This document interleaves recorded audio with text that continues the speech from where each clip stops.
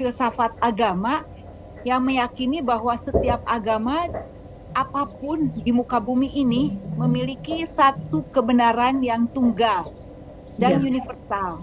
oke, Itu aja mungkin ya sepintas. oke, oke, oke, ya baik, terima kasih. Ada yang lain?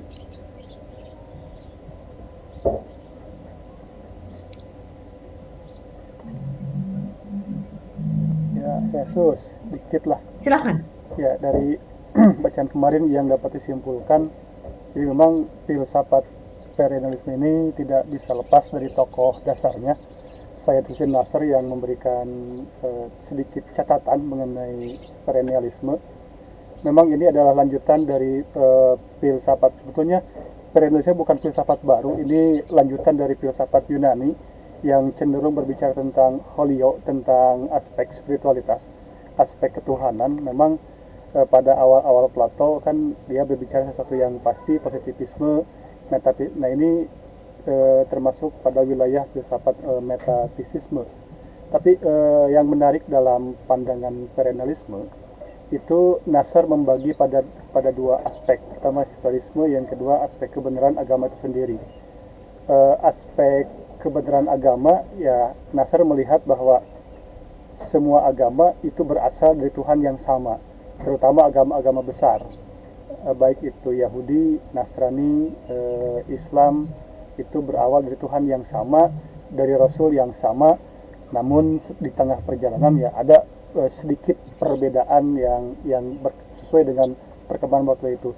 Nah maka berbicara perennialisme dalam konteks multikulturalisme, Nasr memilih pada jalan tengah, bagaimana yang dikatakan dengan kebenaran abadi, karena kebenaran abadi itu ya datang dari Tuhan gitu. Nah, kebenaran abadi itu yang kemarin kita sebut sebagai nilai-nilai universalisme.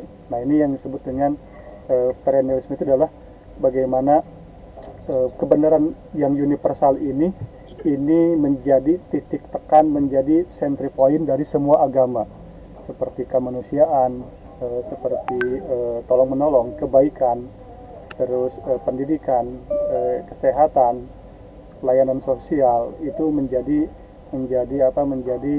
nilai-nilai universalisme semua agama. Maka kalau perennialisme ini kita lihat dalam konteks konflik, maka konflik-konflik yang ada di kita, seperti Rusia Ukraina, Israel Palestina kan gitu, itu ya cenderung di situ ada mainan nilai agama yang diyakini kebenarannya gitu kan. Ya sama juga Israel memandang Al-Quds itu adalah tanah leluhurnya, dan Islam juga sama memandang bahwa Al-Quds adalah kiblat suci sebelum Mekah. Tapi pendekatan perennialisme itu menekankan bahwa agama manapun tidak mengajarkan adanya kekerasan. Agama manapun tidak mengajarkan adanya membenarkan saling membunuh di antara umat manusia. Kira-kira makna perennialisme itu kita tarik ke dalam konteks yang lebih atas lagi, bahwa semua agama, tiga agama besar ini berawal dari Tuhan yang sama, lalu di tengah perjalanan berbeda, itu sangat wajar.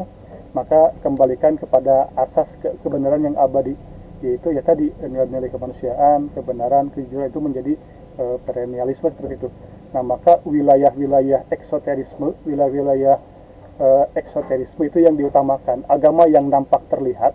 Eksoterisme itu adalah agama yang nampak terlihat, yang mudah diamati, itu yang menjadi titik tekan dalam multikulturalisme. Maka ranah-ranah yang esoterisme itu tidak perlu diperdebatkan, karena esoterisme itu lebih kepada penghambaan. Yahudi memiliki cara tersendiri mengenai beribadahnya, Nasrani juga memiliki cara tersendiri mengenai cara beribadahnya, Islam pun juga sama memiliki cara tersendiri mengenai ibadahnya. Maka multikulturalisme itu ada pada aspek eksoterisme, nilai agama yang terlihat dalam kehidupan sehari-hari. Nah dalam maksud esoterisme itu ada batasan yang jelas. Mungkin kira-kira itu yang bacaan yang kemarin bisa saya simpulkan. Oke, very good. Ada yang lain? Prof. Saya sis. Silakan. Silakan.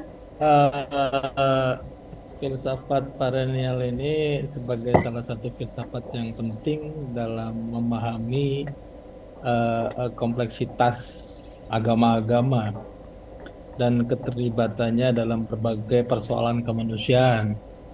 Sebagaimana kita tahu bahwa filsafat perennial ini dikembangkan oleh Agustino. Ini apa?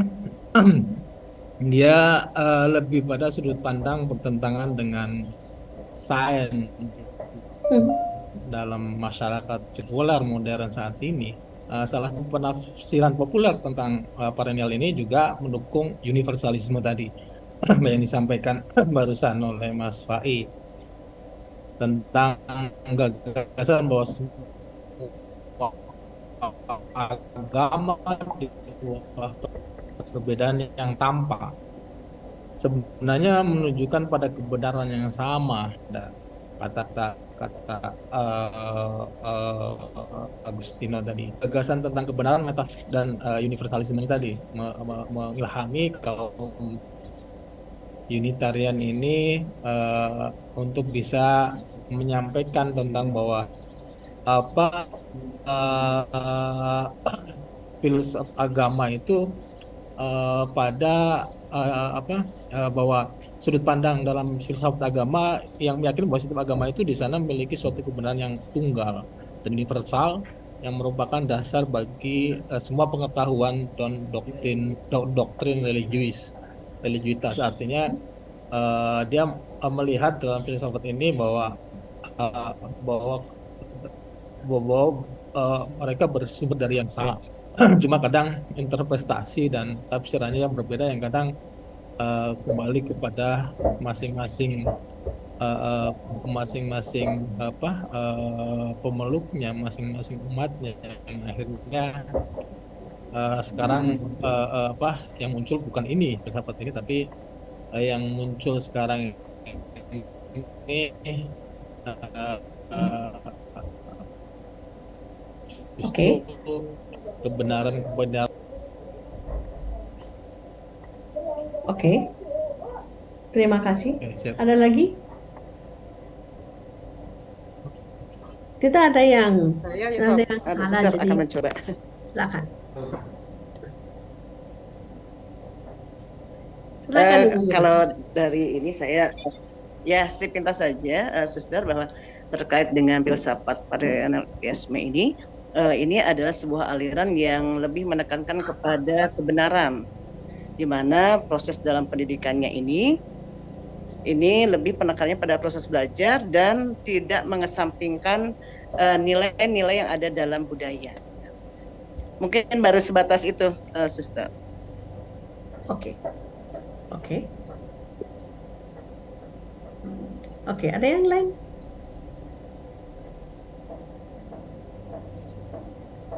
Mungkin tambahan dari saya, Sister. Ya. Kalau kembali ke asal katanya, perennial kan bicara soal pemikiran soal keabadian, soal kekekalan. Kalau di kita tuh, di Islam tuh salah satu sifat dari Tuhan yaitu baka, kayak gitu. Jadi ketika kita bicara ini, ujung-ujungnya adalah bicara soal karakter atau sifat dari Tuhan yang abadi seperti itu. Dan pada akhirnya kita ujung-ujungnya adalah proses pencarian soal keabadian itu seperti apa, bicara soal sesuatu yang tak terbatas, dan ujung-ujungnya bicara soal Tuhan pada dasarnya. Dan implementasi dari itu semua adalah pada ajaran agama, bagaimana filsafat perennial mencoba membedah pemahaman-pemahaman agama manusia, kelompok-kelompok manusia dan budayanya sebagainya, ketika bersandar pada prinsip soal keabadian tersebut. Jadi ketika kita mengupas dari sisi ini, kita akan mendapati sebuah karakter tentang agama yang sesungguhnya, yaitu soal pencarian kepada sifat yang abadi tadi. Seperti itu kira-kira, Suster. Terima kasih. Semuanya benar. Ada yang lain? Pak Atang Mulyadi, silakan. Pak Dian, siapa namanya Pak? Pak Dian pertama kali dan Atang juga pertama kali, silakan kenalkan diri dan bisa bicara. Saya tak bisa dengar, Pak. Anda masih tak ada suaranya, Pak Dian. Tak ada suaranya.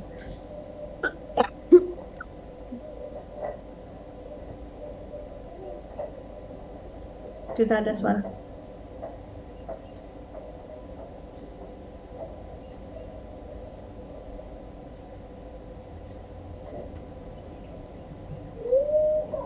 Pak Sabarudin masih mute. Tadi bicara. Tidak ada suara. Oke, Pak Atang sampai Pak Dian siap-siap untuk bicara dengan suaranya. Pak Atang disebut Mulyadi atau Atang atau siapa? Ateng, Bu. Ateng. Baru ngomong Ateng, nyarios. Sekarang bisa dengar, Pak. Pak Dian bisa. Hilang lagi. Hilang lagi. Abang belum bicara. Jauh, malam jauh. Dia ada di Kayaknya harus pakai Berung. headset. Dari Sukabumi jauh ya. Oke, Pak Ateng.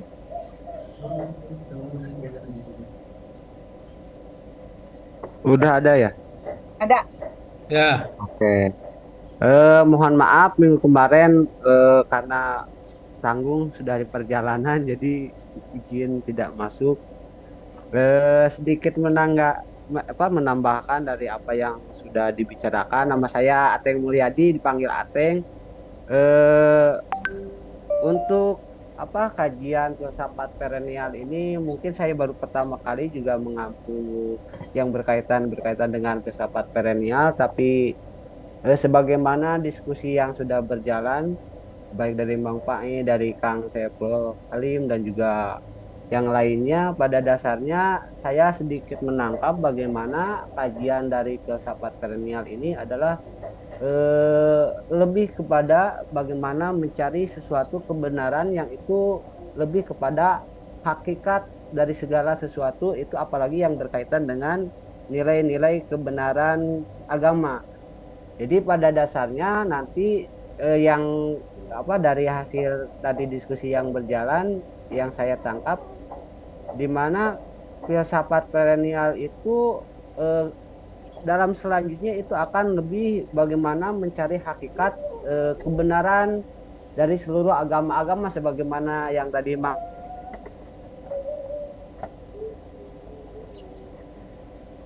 betul dengan apa yang sekarang kita ampu dalam mata kuliah, mungkin dalam mata kuliah multikulturalisme ini. Mungkin itu tambahannya. Oke, terima kasih. Ada lagi yang mau bicara? Pak Dian, mau jawab lagi? Ibu Yuyun? Oke.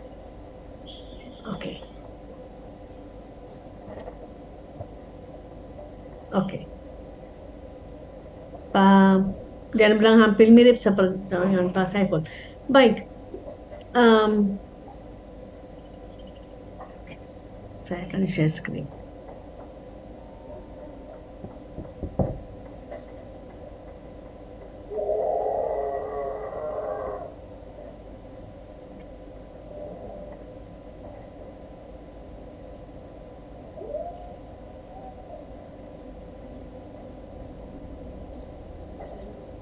Screen saya tidak bisa. Sebentar ya.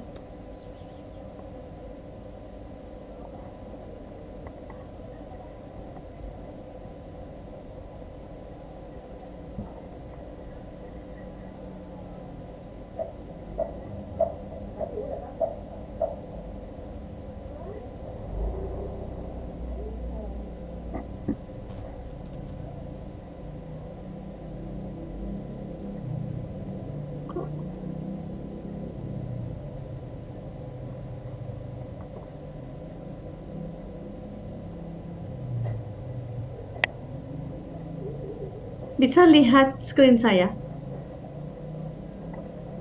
Ada, Sus. Sudah ada. Sudah ada.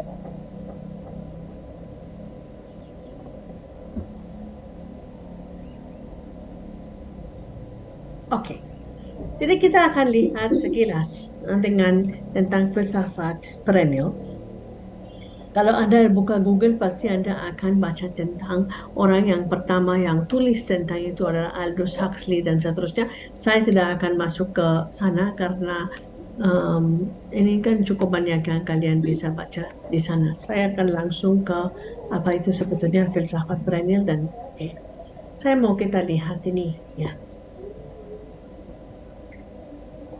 Kita dalam multikulturalisme, pluralisme yang kalian pelajari atau kalian mau tahu lebih banyak, ini untuk membangun budaya harmonis dan religius. Ya, rahmatul alamin ya. Rahmatan alamin ya. Multikulturalisme, multi etnis dan multi agama. Kita melihat ini dalam era globalisasi, dalam sikap konstruktif dan juga dialogis.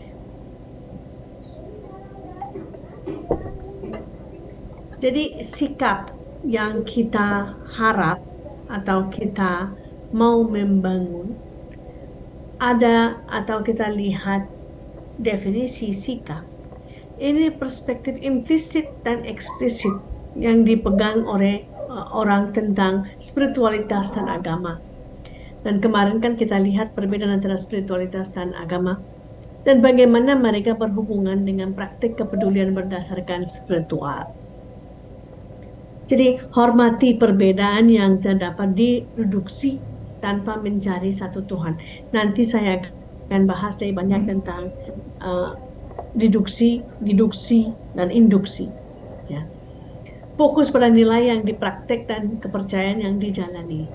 Dialog dengan kesadaran penuh akan bias dan perbedaan yang terdapat bisa dipungkiri. Oke, ini sedikit ya, terlihat. Nah, kita melihat bahwa kalau kita melihat realitas Belum kebuka sih ininya. Belum kebuka ini slide-nya. Anda melihat apa sekarang? Lihat Folder aja. folder yang belum diklik itu. Folder yang mau diklik. Aduh, tadi Anda bilang bisa lihat, jadi saya Lihat folder, suster. sebentar.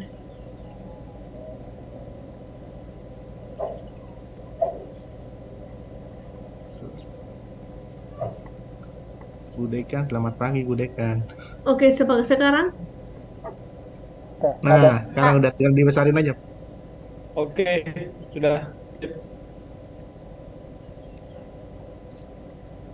Oke. Oke, bisa lihat ini? Bisa. Oke, siap. Jadi tadi yang saya cerita sama kalian ini.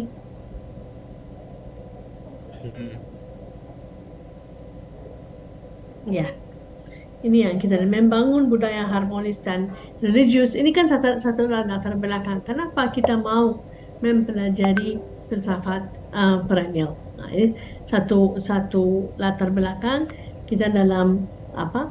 Mau membangun budaya harmonis dan religius, ya.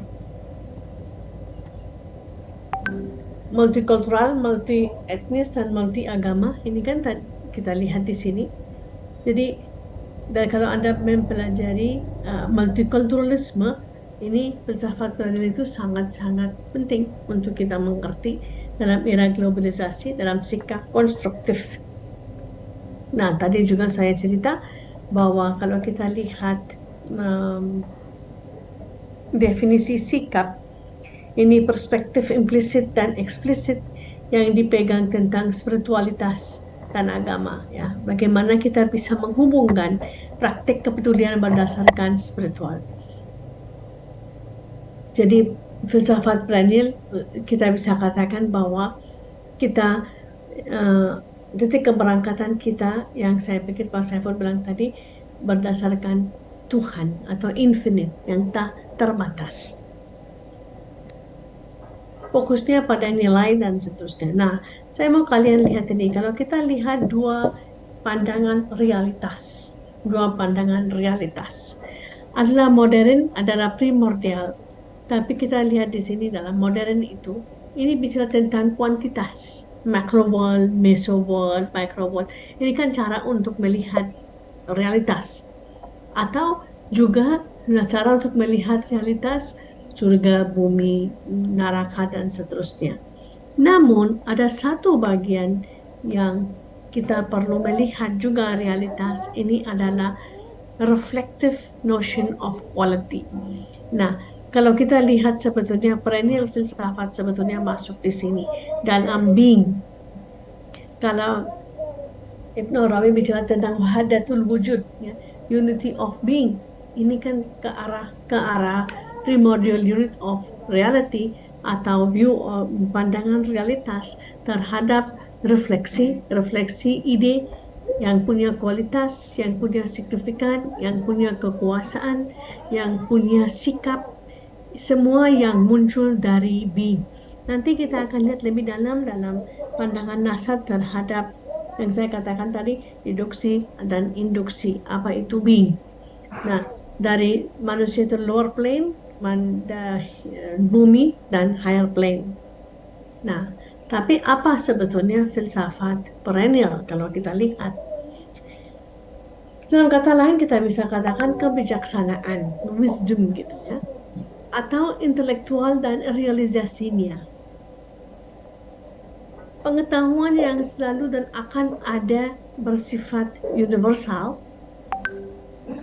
juga di antara orang-orang yang maksudnya eksistensi di tengah eksistensi yang lain. Atau dalam kata lain, saya kurang tahu apakah Anda dengar kata Ubuntu dalam Afrika.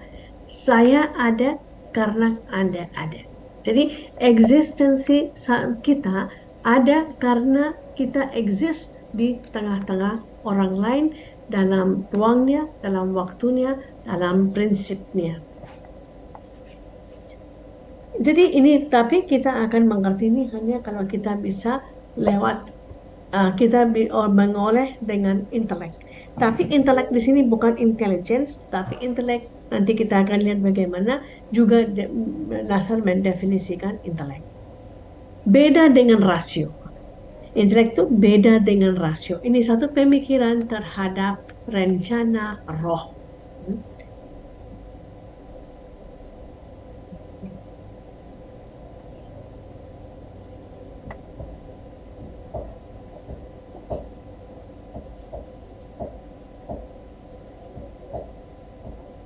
Intelek mampu mengetahui Tuhan yang bersifat ilahiyah dan sekaligus akses ke manusia sehingga sadar siapa mereka.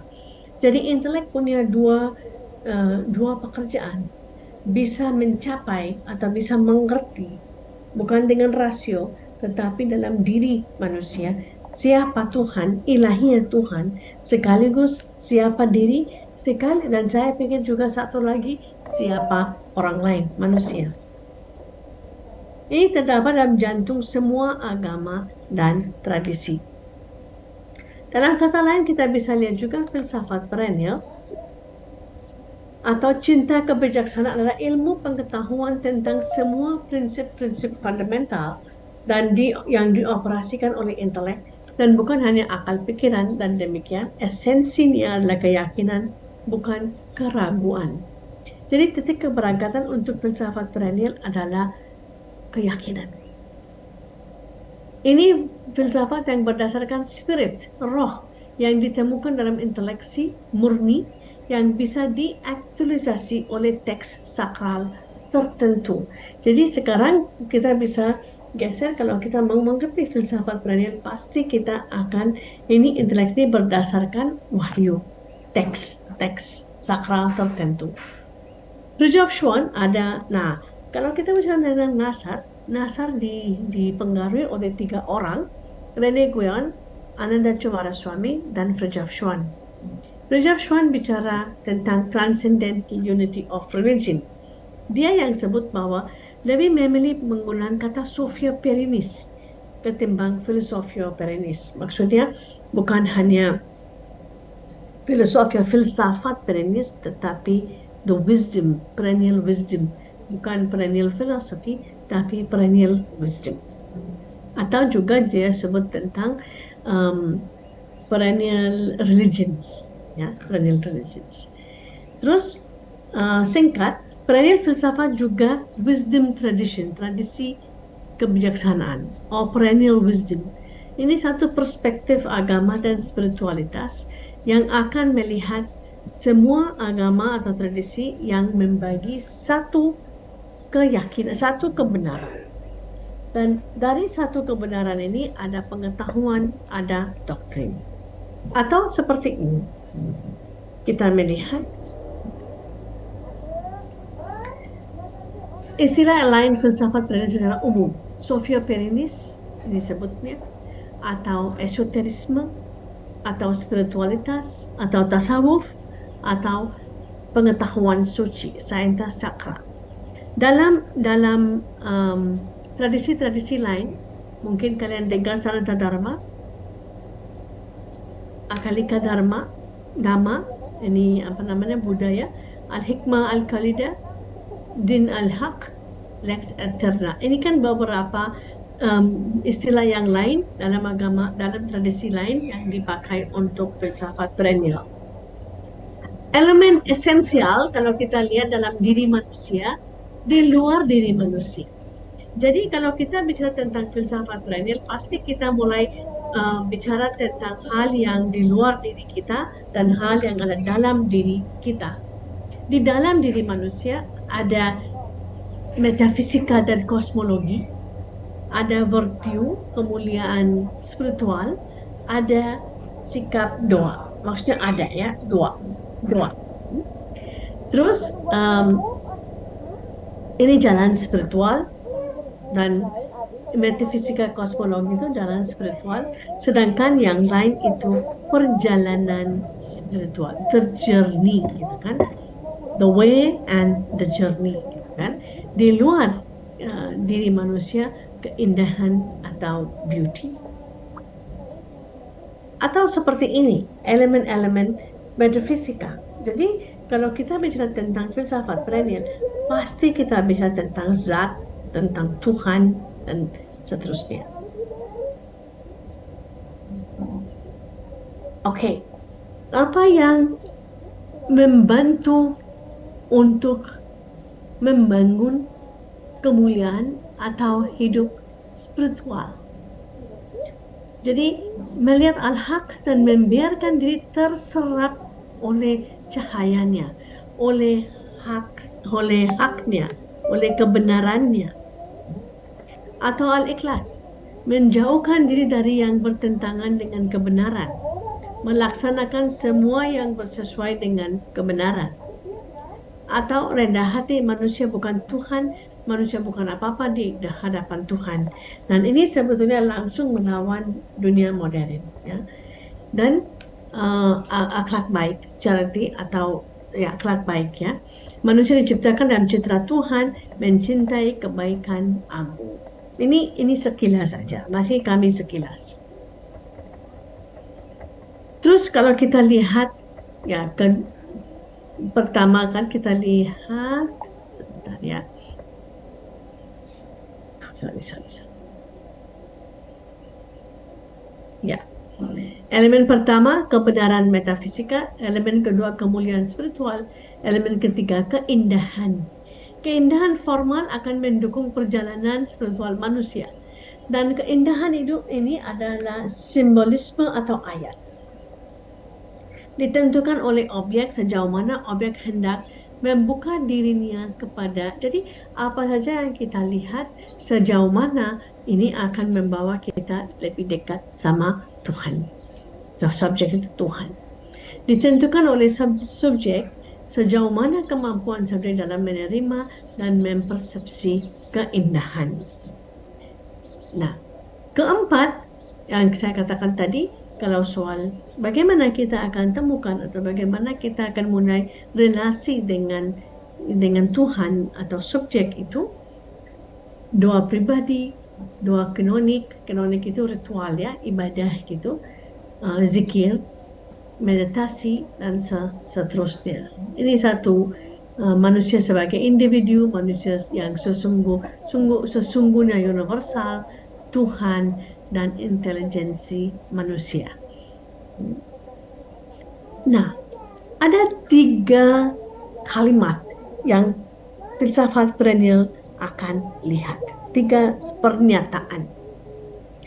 Secara metafisika akan kenal realitas ilahi, substansi terhadap dunia dan pikiran dan hidup.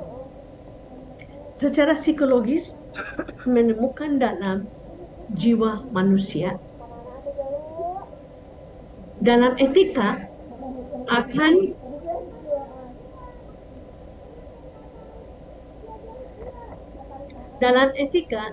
bahwa pengetahuan itu immanen, transenden, dan ini berdasarkan hidup manusia, hidup kita.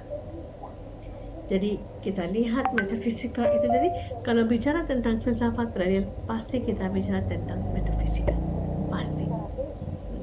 Maksudnya kita akan lihat apa sih sebetulnya yang real, apa sebetulnya real melawan apa yang kita pikir itu real.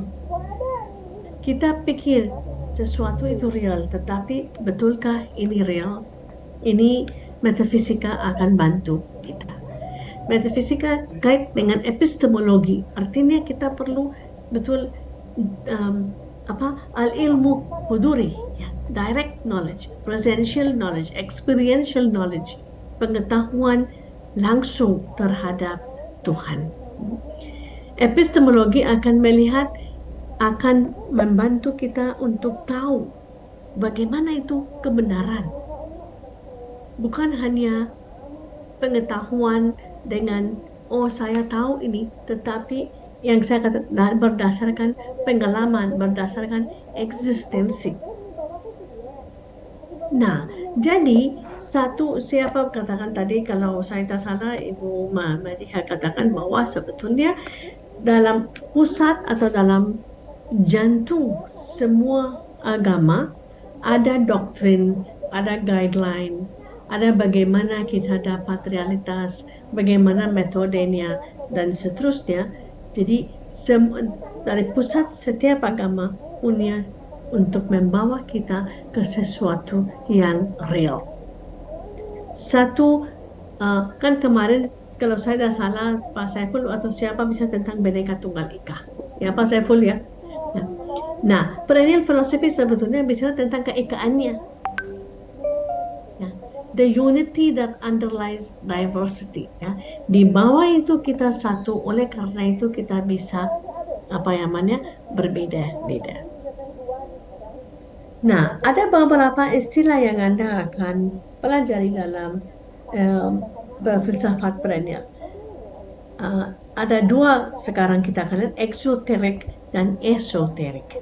Exoterik itu akan fokus kepada hal-hal yang di luar, sedangkan esoterik akan fokus kepada yang saya katakan tadi, experience, direct experience. Jadi misalnya saya di sini minum kopi, Anda tak tahu saya minum apa, tapi ini my experience. Tapi saya akan bilang ini enak, ini manis. Anda bilang enggak, saya tak tahu kamu minum apa, saya tak tahu ini manis atau apa, karena ini my experience.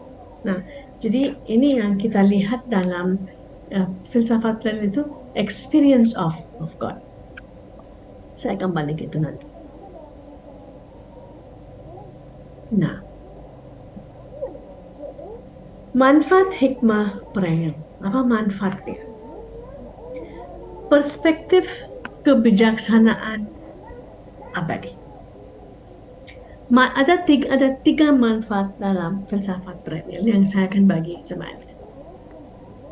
Manfaat pertama adalah berusaha mengetahui kebenaran abadi. Jadi seperti itu. Mencintai Tuhan, mengenal Tuhan, dan sadar bahwa segala sesuatu dari Tuhan. Ini akan melampaui semua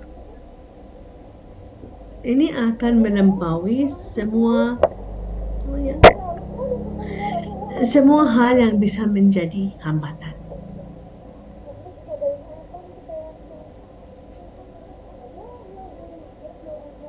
Manfaat kedua dari terlibat dalam kebijaksanaan abadi muncul dari efek terapi bahwa perjumpaan dengan kebenaran seperti yang diungkapkan dalam tradisi lain dapat mempengaruhi pemahaman sendiri tentang kebenaran. Jadi ini seperti Anda punya kebenaran, Anda tahu kebenaran dalam agama atau tradisi Anda sendiri.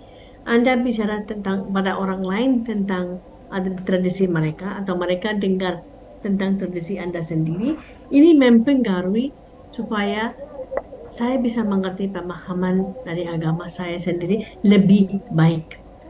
Pengakuan kebenaran dalam agama asing, maksudnya bukan agama yang kita akui, bisa membangkitkan pemahaman yang tidak aktif tentang agama sendiri dan kemudian akan menjadi lebih efektif dalam kaitannya dengan perjalanan seseorang.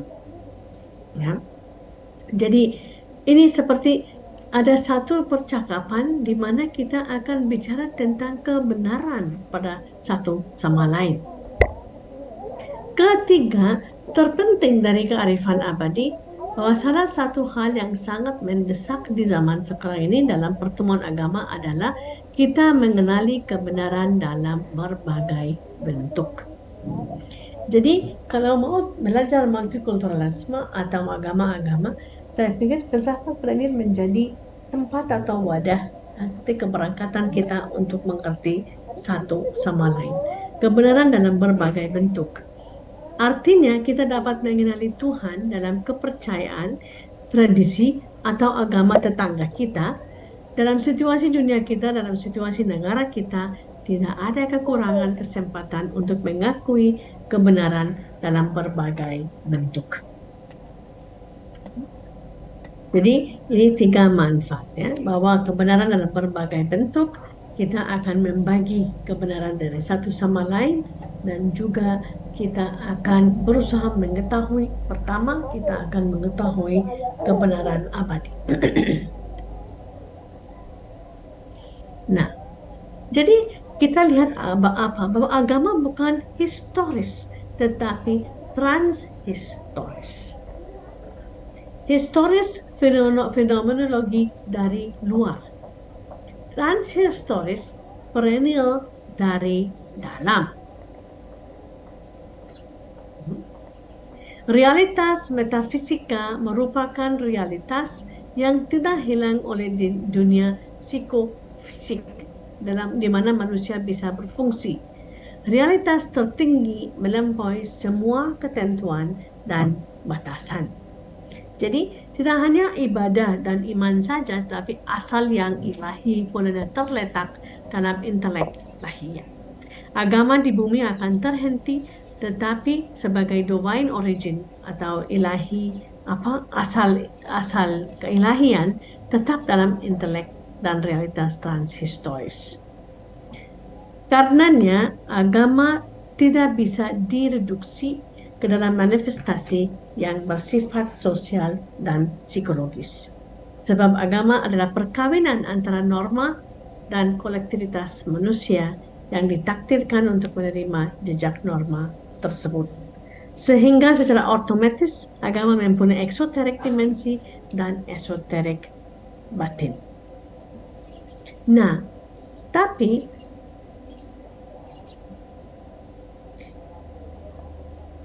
ya, oke. Apa objeknya? Apa objeknya filsafat perennial? Apa objeknya? Tuhan,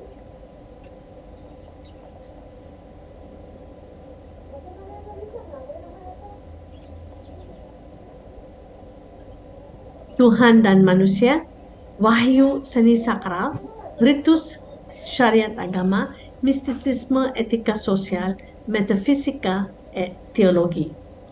Jadi kita bisa lihat sebetulnya filsafat perennial merangkum semuanya. Apakah prinsip perennial bisa dilihat dalam konteks positivistik kepenuhan dan nihilis kekosongan? Ada 2 kemungkinan. Pertama, seperti yang dipahami tradisi Timur, adanya aku tertinggi, kutub subjektif. Kedua, iminen, tergantung tingkat kesadaran dan kecerdasan intelektualitas. Jadi di sini kalau saya bicara tentang intelek, saya tolong mengerti filsafat perennial tidak bicara intelek sebagai rasio, tetapi dari lubuk hati kita, dari hati nurani kita yang kita bisa respon terhadap hidup. Nah, ini namanya intelek. Agama bukan hanya kunci memahami agama tertentu, tapi juga alat perjalanan menuju ilahiyah, yaitu kehidupan manusia itu sendiri. Jadi ada satu prinsip bahwa sebetulnya dalam lubuk hati manusia ini dihuni oleh Tuhan, ya. Ini kita dihuni oleh Tuhan. Terus ketika kita mulai mengerti dari intelek siapa kita atau hati nurani kita, secara alami kita akan tahu siapa Tuhan. Jadi filsafat perennial sebetulnya sangat kuat untuk mempertemukan atau kasih tahu sama kita bahwa intelek itu perannya kuat. Ya, oke. Nah, di sini saya mau sedikit geser kepada apa arti, bagaimana Nasar bicara tentang filsafat perennial. Anda dalam filsafat perennial ada beberapa istilah yang kita akan pelajari. Pertama, deduksi ketimbang induksi. Artinya apa? Deduksi itu kita dapat realitas dari luar. Kita dapat hasil pengertian dari luar. Kita katakan bahwa apa yang saya alami atau apa yang saya mengerti, apa yang saya percayai, ini dari luar. Ubiquitous, kata Nasar. Tapi kalau hidup kita berdasarkan apa yang kita dapat dari luar, dangkal. Kenapa? Karena hidup di luar terlalu banyak, terlalu cepat berubah. Tapi poin-poin kunci dalam perennialisme Nasar katakan bahwa induksi dari dalam ke luar, from inside out, kita perlu induksi. Kita perlu sadar bahwa kita respon terhadap realitas dari dalam. Apa yang bagaimana kita bisa respon dari dalam? Ini intelek. Ini intelek. Dan di sini Nasar cerita tentang bagaimana Santo Thomas Aquinas bicara tentang intellectus, nous, Vedanta tentang budi atau prajna. Nah, untuk Islam itu akal. Jadi ada kan hak, jadi keyakinan kita dari akal itu dari dalam diri kita. Jadi ada kan hak al-yakin, the truth of certainty, ya. Ini yang dia mau membawa kita ke hak itu. Yang ketiga, Nasar bicara tentang sumber intelek. Jadi yang pertama deduksi ketimbang induksi, yang kedua intelek, yang ketiga apa itu sumber intelek. Untuk Nasar adalah kehadiran Tuhan dalam diri kita, bukan hanya organ untuk mengetahui, tetapi dasar dari keberadaan kita dan kehadiran Allah dalam diri kita. Inilah yang memberi kita eksistensi. Bagaimana kita ada? Karena kita bukan hanya diciptakan oleh Tuhan, tetapi karena kita keberadaan kita dalam kehadiran Tuhan atau kehadiran Tuhan dalam diri kita. Titik tolaknya yang tak terbatas, the infinite, yang mencapai semua kemungkinan dan selalu dicari pikiran, selalu ke arah sana. Jadi titik awal metafisika yang adalah yang tak terbatas, yang ia anggap sebagai satu ide yang tidak dapat dihindari karena alternatifnya keterbatasan. Jadi ini yang sumber intelek. Nah, kalau kita lihat poin selanjutnya yang Nasar bicara tentang filsafat perennial, mata rantai ada yang agung. Jadi ada chain of being, the great chain of being. Ini salah satu pikiran dalam filsafat perennial. Jadi mulai dari terrestrial plane, intermediate, celestial, dan tak terbatas. Jadi ini celestial plane, great chain of being. Setelah itu, dan perennial filsafat atau Nasar sebut tentang exoteris dan esoteris.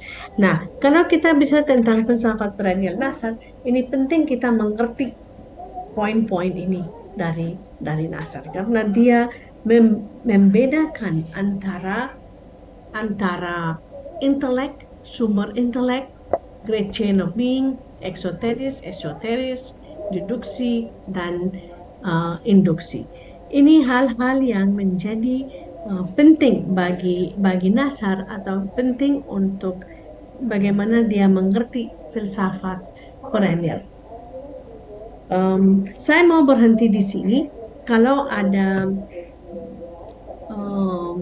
yang Anda mau tambah atau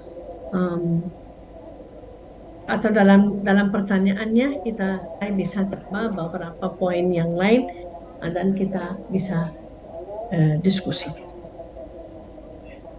Saya nanya Silakan. Dalam filsafat perennial ini lebih ke arah Maaf, siapa bicara ini? Saya tak bisa lihat Anda. Fahrudin. Ya, silakan. Dalam filsafat perennial ini sekilas tadi yang disampaikan bahwa kita harus lebih ke arah tidak merasa paling benar, relatif kebenarannya, artinya masing-masing agama tidak boleh mengklaim paling benar.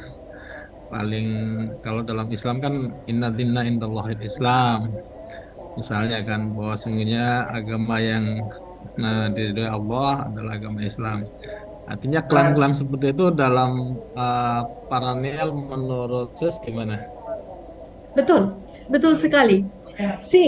Kalau kita bicara tentang filsafat perennial, pertama jelas bahwa kita bicara tentang absolut. Namun kata Nasar dan kata orang-orang filsafat perennial. Nah,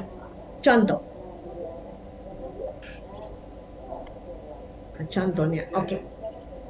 Saya tanya sama Anda bisa lihat apa? Anda akan jawab apa? Kertas. Warnanya? Biru.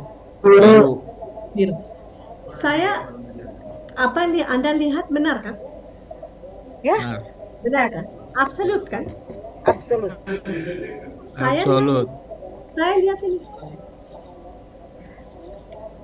Jadi saya akan katakan enggak. Saya tak lihat biru. Saya lihat coklat. Tulisannya putih. Untuk saya ini absolut. Untuk Anda ini absolut. Untuk orang dari sini ini absolut. Orang dari sini ini absolut. Nah, kata Nasar apa? Kata Nasar, ini absolut bagi Anda. Ini absolut bagi saya. Namun ini relatif. Jadi ada satu istilah yang dia pakai, relatively absolute. Relatively absolute. Ya. Untuk saya ini absolut, benar. Tapi Tuhan bukan hanya ini. Tuhan, atau dalam kata lain, kata ini ya, Tuhan itu infinite. Tuhan itu begitu besar, begitu infinite, begitu besar. Tuhan itu luas, Tuhan itu infinite, besar. Kita finite. Kita hanya bisa ambil satu bagian Tuhan. Ini manusia, agama. setiap agama untuk penganutnya ini absolute. Ini paling bagus, paling hebat, paling luar biasa untuk penganutnya. Namun, setiap penganut atau agama juga punya finite. Tidak bisa merangkum semua bagian Tuhan. Karena itu kan agamaku, agamaku, agamamu, agamamu. Jangan campur tangan truth claim dan core belief gitu. Jadi atau dalam kata lain, wahyu turunkan wadah saya ini. Wadah orang lain mungkin baskom, wadah orang lain. Nah, wahyu akan turun sesuai apa yang kita siapkan. Jadi ini yang NASA sebut relatively absolute. Untuk saya ini absolute. Tapi ini tidak arti bahwa kalau ini untuk saya absolute, ini full truth. Enggak. Untuk saya ini full truth. Tapi Tuhan jauh lebih besar daripada hanya apa yang saya lihat. Karena itu saya katakan dari semua agama bicara tentang kebenaran, semua agama punya doktrin, semua agama punya guideline, semua agama berdasarkan the truth. Nah, dulu kita bicara apa? Kalau ke agama saya benar, agama kamu palsu. Kan seperti itu kan? Pikiran-pikiran orang dulu. Agama saya terbaik untuk saya. Yes. Karena itu saya penganut. Untuk apa saya mau menjadi orang Muslim kalau ini tak benar pas untuk saya? Untuk apa? Jangan Muslim KTP atau Kristen KTP atau Hindu dan seterusnya. Untuk saya ini yang terbaik. Tapi ini tak arti bahwa untuk Anda ini yang lain tidak baik.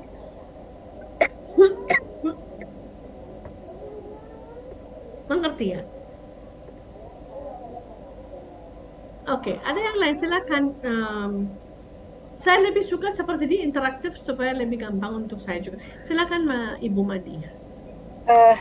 Suster, yang saya tangkap, saya bisa memahami apa yang suster sampaikan dan saya mengerti gitu. Tapi kadang suka ada pendapat seperti ini, Sus. Tadi kan disampaikan bahwa Tuhan itu absolut bagi setiap penganutnya. Tapi kalau ditarik ke atas menjadi relatif. Seperti tadi kan, suster bilang di sini biru, di sini coklat. Karena saya yang melihat sudut pandang saya coklat. Sudut pandang penglihat yang lain itu biru dan sisi-sisi lainnya mungkin lain-lain. Nah, kemudian ada seperti doktrin yang menyebar di masyarakat menyatakan bahwa semua agama itu benar. Berlaku untuk semua seolah-olah. Lalu muncul pendapat lain bahwa tidak semua agama benar bagi semua orang, kecuali kebenaran itu milik penganutnya masing-masing. Jadi benar menurut para penganutnya. Seperti tadi kan yang suster lihat kitab itu, buku tadi gitu kan. Nah, karena bagi seorang muslim mungkin tidak seperti itu sudut pandang yang dilihatnya. Bagi seorang Yahudi atau Nasoro, Hindu, Buddha dan lain sebagainya mungkin lain lagi gitu. Nah, itu yang mungkin yang saya dapat tangkap dan saya sepakat dengan pernyataan bahwa semua itu benar bagi penganutnya masing-masing. Dikaitkan dengan tadi pengutipan Al-Quran yang lakum dinukum, ya. Agamamu bagi kamu, kebenaranmu bagi kamu, dan belum tentu kebenaran kamu itu kebenaran saya. Dan semua perbedaan ini harus siap menerima dan menghormati perbedaan tersebut. Betul. Dan saya sebagai muslim, saya menerima itu gitu. Dan diajarkan seperti itu. Betul. Yang saya tangkap. Betul. Betul Ibu yang Anda katakan. Semua agama itu benar pada penganutnya. Benar. Maksudnya agama saya benar untuk saya gitu. Ini tidak arti bahwa agama Anda tak benar untuk Anda. Ini tidak arti bahwa kalau saya katakan agama saya benar, yang agama yang lain palsu. Tidak. dan memang ada fenomena seperti itu yang terjadi. Nanti kita akan lihat, pasti mahasiswa-mahasiswa saya pasti akan lihat pendekatan agama-agama. Pasti. Pendekatan untuk menghadapi agama-agama pasti Anda akan lihat dengan saya. Nanti kita akan bahas ini lebih dalam. Karena argumentasi saya, kalau agama saya tidak benar untuk saya, untuk apa saya menjadi penganutnya? Salah. Saya tidak mau ikut hal yang tak penting kan, hal yang tak benar kan.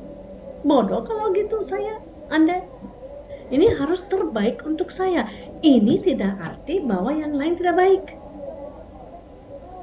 Ini terbaik untuk Anda. Ini terbaik untuk saya. Ini terbaik untuk orang lain. Nah, satu langkah lagi. Karena ini terbaik untuk saya, apa definisi terbaik? Definisi terbaik bagi saya sebagai seorang Katolik. Saya sungguh-sungguh seorang Katolik kalau saya mengerti dan saya mempelajari dan saya akan masuk dalam dunia yang lain tanpa campur tangan. Mengerti nggak? Islam universal. Sekarang saya mengajar mahasiswa saya di sini, semua orang Katolik. Islam universal. Semua mahasiswa saya di sini calon romo, calon pastor, calon suster. Saya mengajar apa? Islam itu universal. Memang Islam itu universal. Ya. Tetapi yang kemarin kan saya cerita sama Anda. Orang bilang sama saya, Jana itu baik. Dia seperti orang, mereka cerita, Jana itu baik, tapi dia Katolik ya. Tapi dia Katolik, dia bukan Muslim. Belum ada hidayatnya. Seringkali saya tinggal itu. Dia baik tuh, baik sekali dia. Tapi dia bukan Katolik, dia bukan Muslim. Nah ini kan manusiawi ya, kan ini psikologis. Ini kan normal, kita mau semua orang baik bagian kita gitu. Tapi ini Islam itu universal. Universal, nilainya universal. Way of life-nya, positifnya, dan seterusnya. Arti Islam juga apa? Pasrah. Arti Islam juga apa? Damai. Arti Katolik itu apa? Universal. Dasarnya kita tidak tahu sebetulnya arti agama-agama kita ya. Kita mulai konflik dengan hal-hal yang tak penting. Betul kan? Jadi benar Ibu yang Anda katakan bahwa untuk saya ini absolut, harus absolut. Tapi kita juga perlu rendah hati di depan Tuhan. Ini relatif. Ini relatif. Ya. Ada lagi? Itu saya mau bikin perbandingan sedikit, Suster. Kalau saya memahami filsafatnya, kembali kita karena sedang membahas filsafat perennialnya, maka akan saya fokus ke filsafat perennialnya. Bahwa saya mencoba belajar agnostik, kayak gitu ya, bagaimana saya mencoba membaca fenomena agama berdasarkan pemahaman filsafat perennial. Kalau kita bedah misalnya Taoisme, maka di tingkat esoterisnya kita bisa lihat adanya keberadaan Tao Te Ching, kitab suci yang digagas oleh Laozi. Maka di tingkat esoterisnya saya akan menemukan bahwa dia ada yang namanya Tao. Tao itu jalan. Jalan itu jalan menuju mana? Menuju Te. Te itu adalah kebajikan. Nah, di sini saya bisa baca bahwa Taoisme pada intinya adalah bagaimana ajaran-ajaran yang digagas oleh Laozi, oleh filsafat pujangga kayak begitu untuk mencapai kebajikan. Jadi titik akhirnya adalah kebajikan kepada sesama, humanisme pada akhirnya kayak begitu. Tapi kalau saya lari ke Islam, maka di tingkat esoteris ini saya akan dapati adalah wilayah syariat namanya. Jadi di mana kita belajar fikih, belajar Al-Quran, belajar tafsir dan sebagainya, ilmu-ilmu yang melengkapi kita untuk memahami tentang Islam. Tapi ketika kita melangkah ke esoteris kita akan masuk ke wilayah, kalau di Taoisme itu Tao, maka di Islam adalah tarekat. Jalan juga tuh, jalan. Nah, begitu capaian-capaiannya itu adalah bagaimana mencapai ke ma'rifat itu, di akhirnya itu, capaiannya. Nah, ini menurut saya rangkaian ini bedanya, cuman kalau di Taoisme kita hanya sampai ke tingkat humanisme, bagaimana mencoba dekat kepada manusia yang lain, dan entah akhirnya bonusnya adalah dia mungkin mendapatkan keabadian tanpa harus berhubungan dengan Tuhan kayak gitu. Karena Tao Te Ching itu tidak pernah membahas Tuhan di sana. Tapi Islam itu adalah bagaimana setelah bertarekat orang memahami secara esoteris Islam itu, justru dia dapat dua-duanya kayak begitu. Pertama dia dekat dengan Tuhannya, ma'rifat itu menyatu dengan Tuhannya itu seperti suster bilang tadi, di hatinya sudah ada Tuhan. Lalu dia pada akhirnya implementasinya adalah berbuat kebajikan juga kepada manusia kayak gitu. Jadi menurut saya menggunakan pendekatan perennial ini adalah bagaimana saya gunakan untuk mendekati, untuk membedah sebuah pemahaman kayak gitu, memahami bagaimana perbedaan ilmu agama langit dan agama bumi kayak gitu. Nah, mudah-mudahan cara baca saya tidak salah, suster. Makasih. Tidak salah, sama sekali tidak salah. Saya mau menegaskan apa yang Bapak katakan dengan satu gambar. Sayangnya kita tidak bisa bertemu tatap muka. Karena kita bertemu tatap muka juga, lewat virtual itu susah ini ya.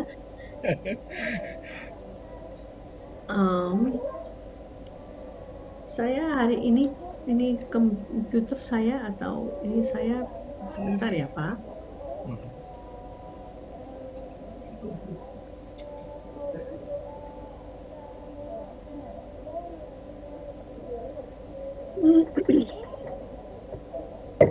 Saya kurang tahu kenapa hari ini kalau saya buka ini dan itu tidak bisa.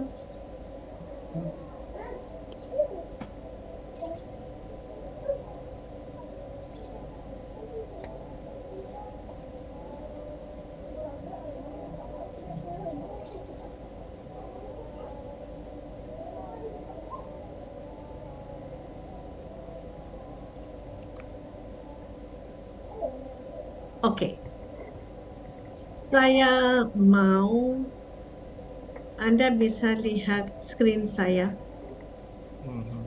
Bisa lihat screen saya, Pak? Iya. Oke, nampak saya full dan yang lain-lain. Bisa. Sebetulnya ini biasanya ini yang saya sebut ini signature slide, copyright slide saya. Dan biasanya saya terakhir menutup pelajaran kita dengan ini, tapi karena kalian terlalu cepat dan terlalu pintar, jadi pertemuan kedua saya sudah bawa slide terakhir, tapi saya mau kalian lihat ini filsafat perennial. Tadi Pak bicara tentang Gnostik, Pak Fakrudin juga bicara tentang Gnostik ya.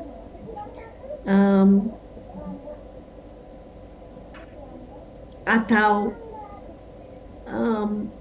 saya juga mau katakan seorang Gnostik orang bijak, dan orang bijak disebut al-arif billah, ya, arif, dapat arif ya, karena mereka tahu melalui Allah,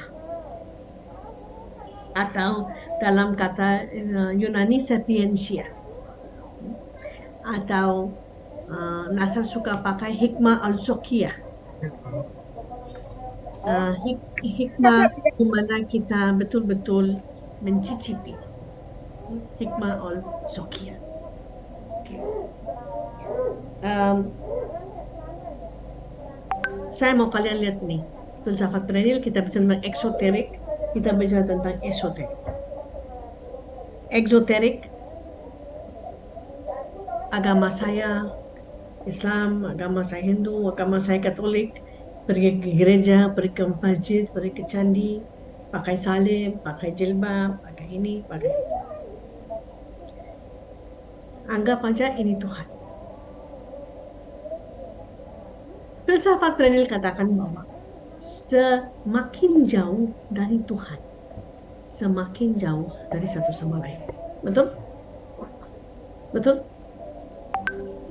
Semakin kita dalam eksoterik, kita jauh dari Tuhan, kita jauh dari satu sama lain. Bagus, benar ya? Benar ya? Nah, namun kita sebagai penganut agama wajib punya hak, punya identitas untuk masuk hati agama sendiri. Jangan hati agama lain, hati agama sendiri. Sungguh-sungguh mengerti hati budaya, hati agama sendiri. Ini namanya esoterik. Nah, bayangkan, Muslim akan jalan ke hati agama sendiri, Katolik akan jalan, Hindu akan jalan, Yahudi akan jalan. Semakin dekat dengan Tuhan, betul? Semakin dekat dengan satu sama lain. Ya, sono? Ya atau tidak? Betul. Oke. Betul. Seorang Muslim mungkin di sini, seorang Katolik di sini, ajak dong, ajak. Jangan ajak menjadi Muslim, jangan ajak menjadi Katolik, ajak supaya Muslim menjadi lebih Muslim, Katolik menjadi lebih Katolik. Masuk dalam hati agama sendiri, di sana kita akan temukan agama hati.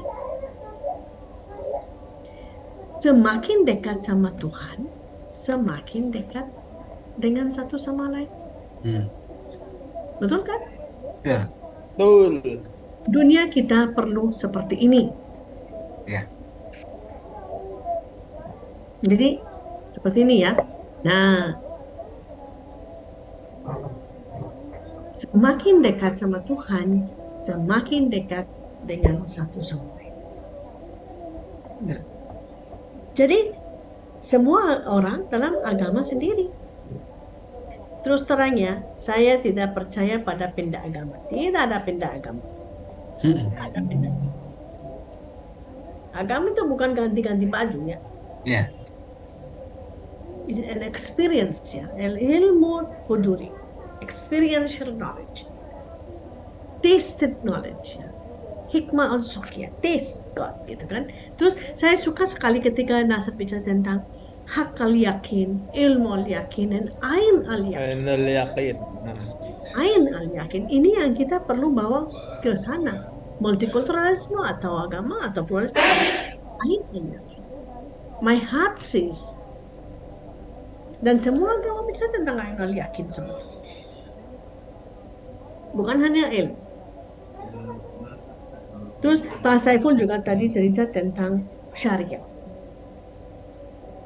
Tapi kembali lagi, kalau kita berhenti di syariat, kita semua berbeda.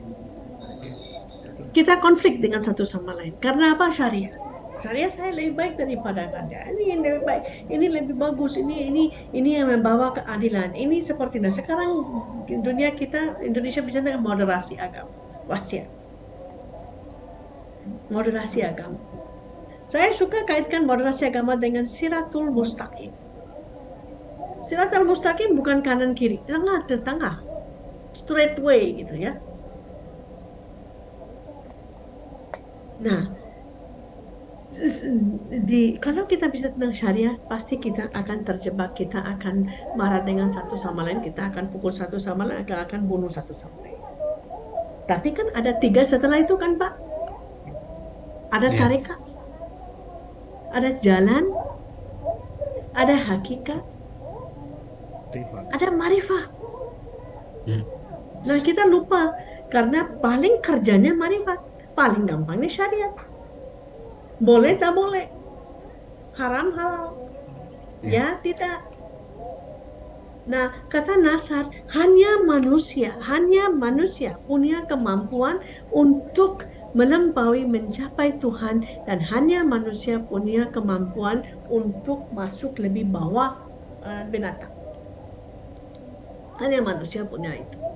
Nah, pilih yang mana? Kita mau pilih yang mana? Saya yakin S3 mau pilih yang tertinggi ya. Insya Allah.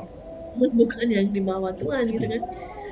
Di bawah manusia kan, di bawah binatang. Tetapi, nah di marifat itu kita semua sama. Kita semua akan bertemu. Karena apa? Karena ini knowledge of God gitu. Pengalaman Tuhan gitu. Mana sih pengalaman Tuhan? Anda lebih baik dari saya atau saya lebih baik dari Anda? Pengalaman Tuhan gitu. Kasih terutama kasih.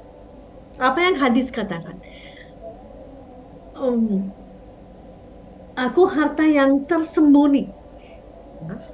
Oleh karena itu saya menciptakan, kata Tuhan, aku harta yang tersembunyi. Oleh karena itu saya menciptakan dunia yang kelihatan dan tak kelihatan. Saya mau kenal, saya mau dikenal, kata Tuhan. Saya harta yang disembunyi, saya mau dikenal. Oleh karena itu saya menciptakan dunia yang kelihatan dan tak kelihatan. Jadi Tuhan mau kita mengenal Dia. Jadi titik keberangkatan dari filsafat perennial, pengetahuan dan pengalaman Tuhan, bukan dari kelemahan, tetapi dari kekuatan. Ada lagi, Pak Saiful, apakah saya tambah? Iya, saya kaget juga. Tuhan, suster sudah bicara sampai makrifat. Luar biasa. Iya, betul. Luar biasa.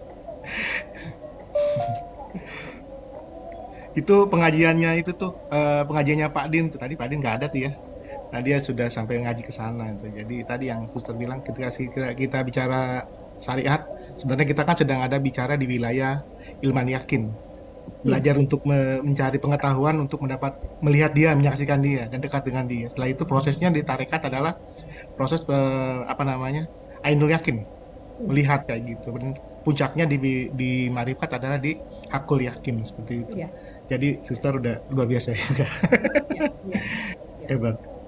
Karena gini kita nggak bisa tawar menawar gitu. Iya, Nanti iya. kita akan lihat di sana ada klaim kebenaran, di sana ada inti kepercayaan. Kita tidak bisa mempermainkan di sana. Iya. Karena ini yang membedakan satu sama lain. Tapi kita perlu menghargai, menghormati. Karena ini yang membuat kita beda kan. Jadi kalimat itu ya, agamaku, agamamu, agamamu. Sebenarnya bahasa Inggrisnya loaded ya. Artinya penuh pengertian. Tapi kan kita pakai sembarangan, agamamu, sembarangan ya kita pakai. Tapi sebetulnya penuh arti gitu, penuh arti.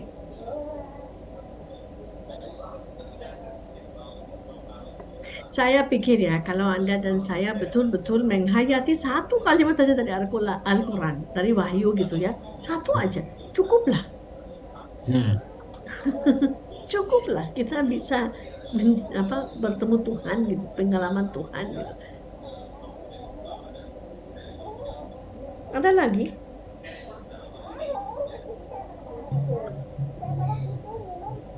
Bu Yuli, bangga Bu Yuli. Silakan, tidak perlu malu ya. Saya dengar dari Pak Yusuf dan Pak Taufik, Suster, Anda beri kepada mereka hanya sedikit biar mereka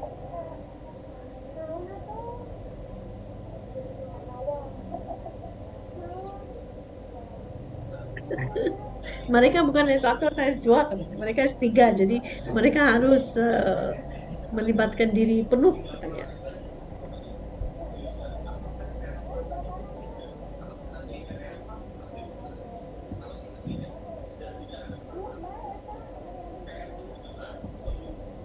Sus, dikit berkomentar Sus. Silakan. Gini, berbicara pada tema kita tentang mata kuliah multikulturalisme dan pluralisme, ini sebetulnya gini, fenomena multikulturalisme untuk konteks Indonesia itu akar masalahnya sebetulnya bukan ada pada umat beragama, tapi ada pada si pemegang regulasi beragama itu sendiri, katakanlah pemerintah.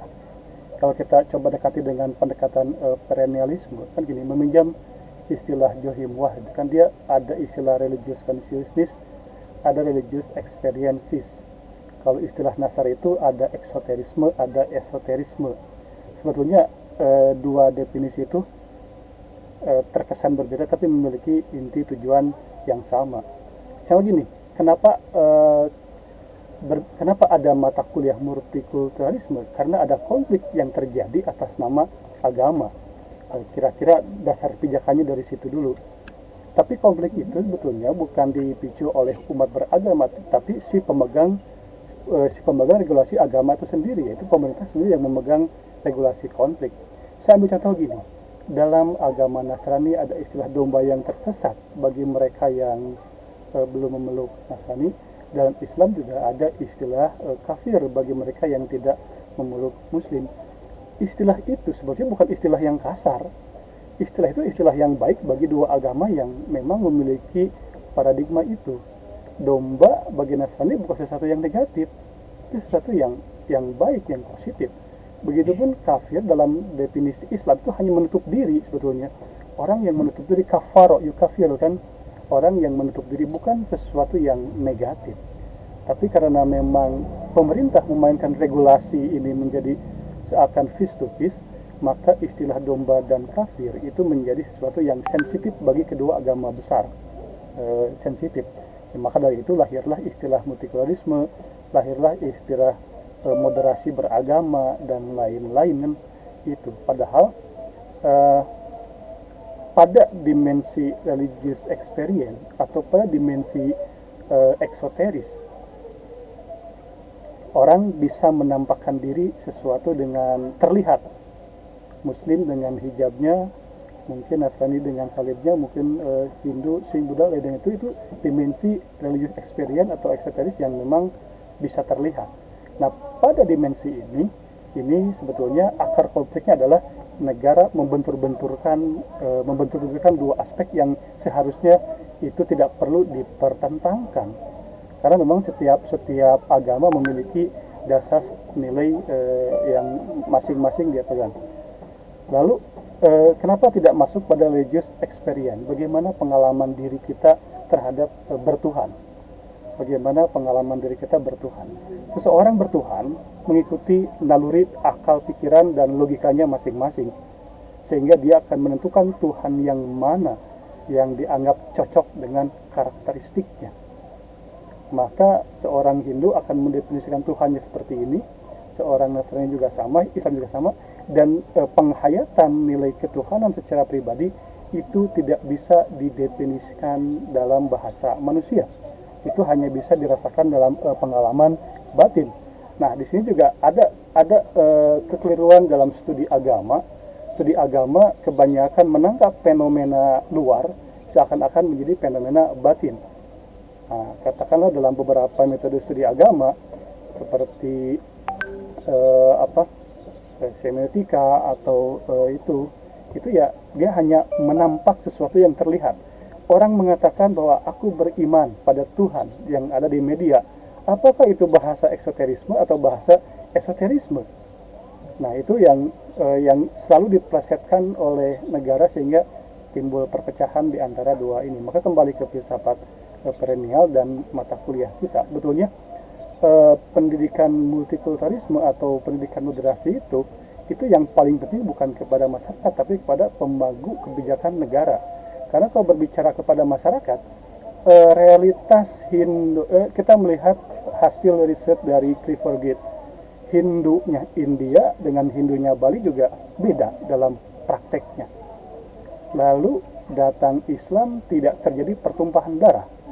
Berbeda dengan kerajaan Mughal dan kerajaan Hindu yang memang terjadi pertumpahan darah sampai Mustafa Ali Jinnah itu membagi dua Hindustan. Ada Hindustan Islam yang menjadi Pakistan, ada Hindustan yang Hindustan sendiri. Sebetulnya multikulturalisme dan pluralisme di akar Nusantara itu biasa-biasa aja. Dari mulai agama kepercayaan, Sunda Wiwitan, Kejawen, datang Islam, datang Hindu, datang Nasrani, ya biasa-biasa aja. Gerakan POC yang mengusung juga misionaris Nasrani juga biasa-biasa aja, tidak sampai terjadi pertemuan darah. Tapi sekat ini terjadi semakin dalam karena memang negara yang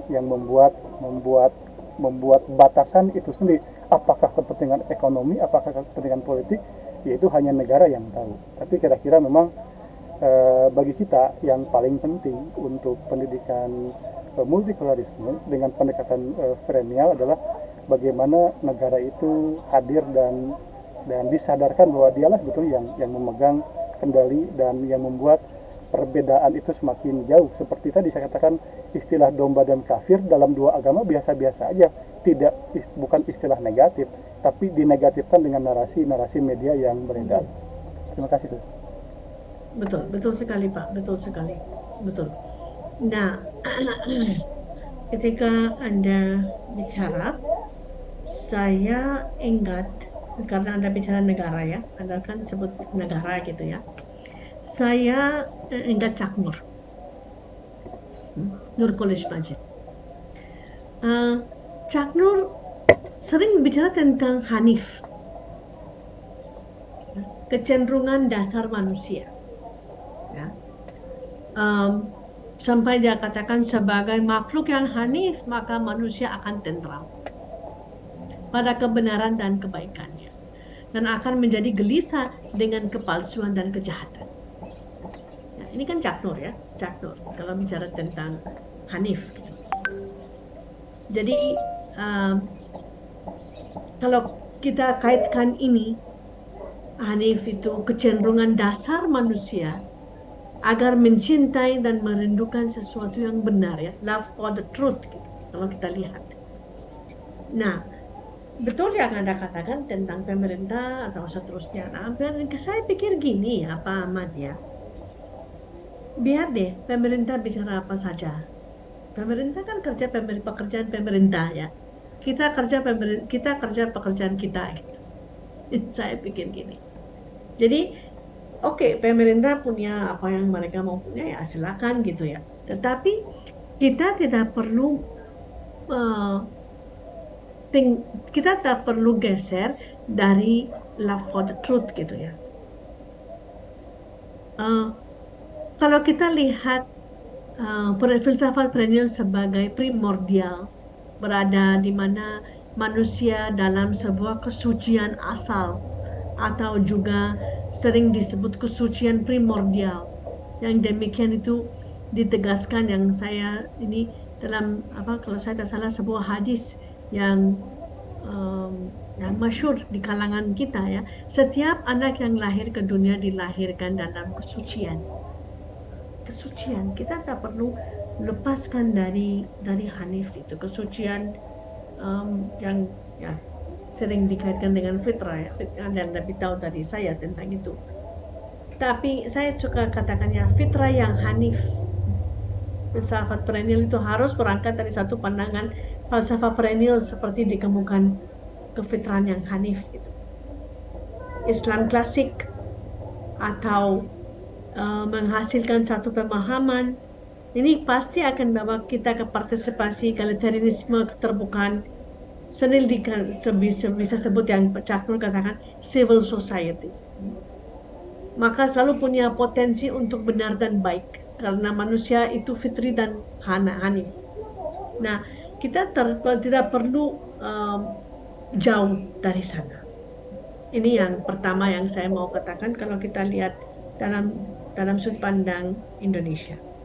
Nah, satu lagi saya mau kita lihat dari sudut pandang filsafat perennial. Mungkin ini saya tadi tersebut. Filsafat perennial kita bisa pakai dengan soal prinsip. Anda bisa lihat slide saya? Bisa. Nggak kelihatan. Enggak, sekarang akan ditulis. Jadi kalau kita lihat tentang prinsip, hal-hal duniawi yang tadi Pak Ahmad bicara, kan ini duniawi kan Pak Ahmad?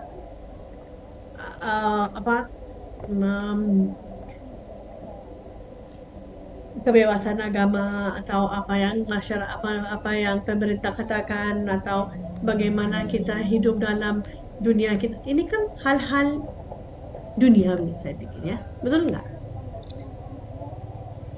Hal-hal duniawi sama sekali tidak bisa dengan kecerdasan dan kehendak kita.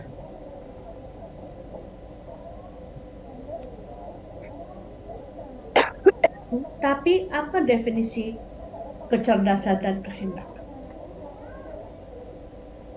Intelligence dan will. Saya pikir untuk agama-agama monoteis,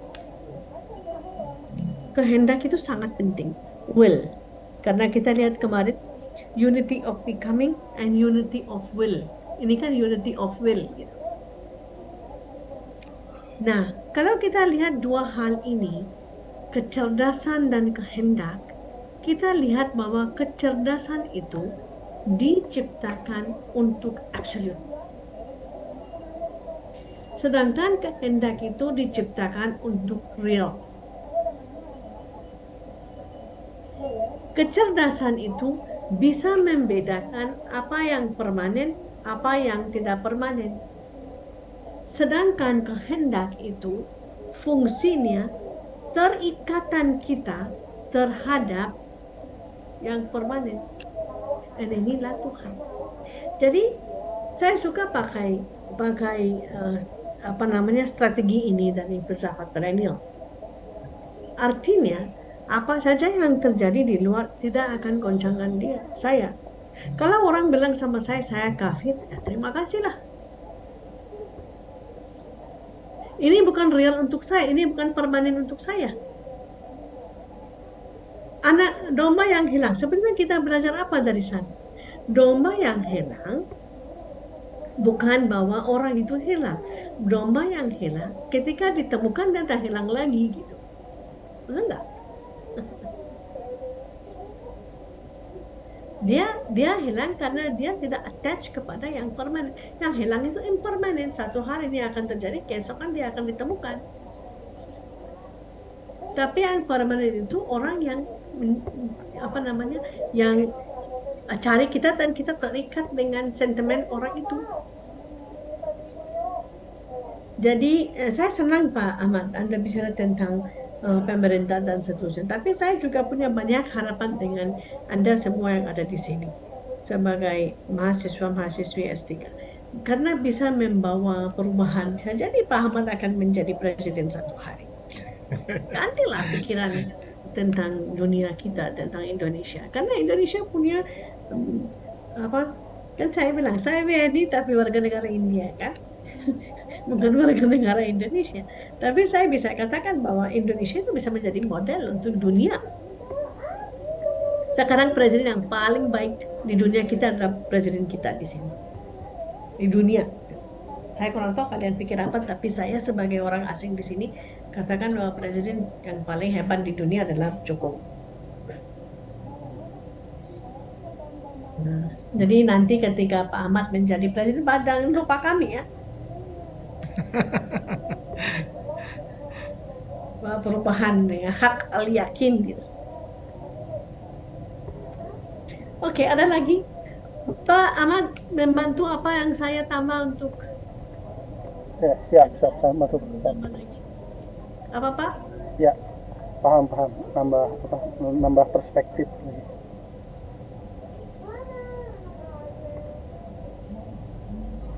Silakan, ada yang lain?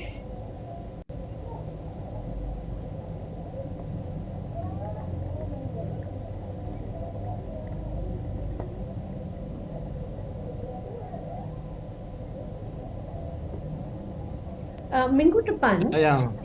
Silakan Pak Fakhruddin. Yang lain mungkin saya nggak tahu ke depan ketika bukan sistem ya, pemerintah berganti. Apakah kalau sekarang kan di kampus-kampus banyak muncul moderasi beragama, banyaknya ujungnya ke hampir beririsan lah dengan ajaran filsafat perennial ini ya. Apakah nanti ke depan mungkin bisa jadi programnya atau proyeknya akan berubah, tidak muncul itu lagi, karena kelemahan di Indonesia adalah tidak meneruskan yang baik, tapi begitu ganti itu ganti lagi yang lain. Tapi yang selama ini sih saya lihat artinya mungkin punya sudut pandang yang berbeda saja, cuma dalam mungkin mengajarkan atau mengajarkan atau menyebarkan kebaikan masing-masing agama.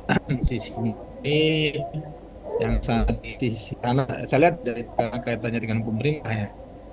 Mudah-mudahan ke depan artinya ya seperti yang berikan agama ada kajian moderasi beragama. Salah satunya adalah ini agak beririsan dengan apa yang kita dengar filsafat perennial tadi. Tapi saya nggak menjamin apakah nanti setelah berganti itu akan berlanjut atau tidak, atau ganti yang lebih baik lagi. Kita tunggu saja mungkin. Itu sedikit pandangan saya, Ses. Ya, ya, benar Pak, benar. Sih, apa yang ganti tidak ganti sebetulnya bagaimana kita praktik juga kan. Tergantung kita juga kan, bagaimana mungkin kita pakai praktek filsafat perennial, tapi dengan praktek kita mungkin istilah akan berubah, nggak apa-apa. Yang penting kita praktek gitu kan. Saya tidak mau mendewa-dewakan filsafat perennial atau apa ya. Saya hanya katakan bahwa filsafat perennial membawa kita sadar tentang inteleknya, bahwa ini dari dalam keluar ya, gitu kan. Yang hak yang yakin itu tadi yang kita bicara, karena kita kembali ke filsafat perennial atau religious perennial atau pengetahuan suci.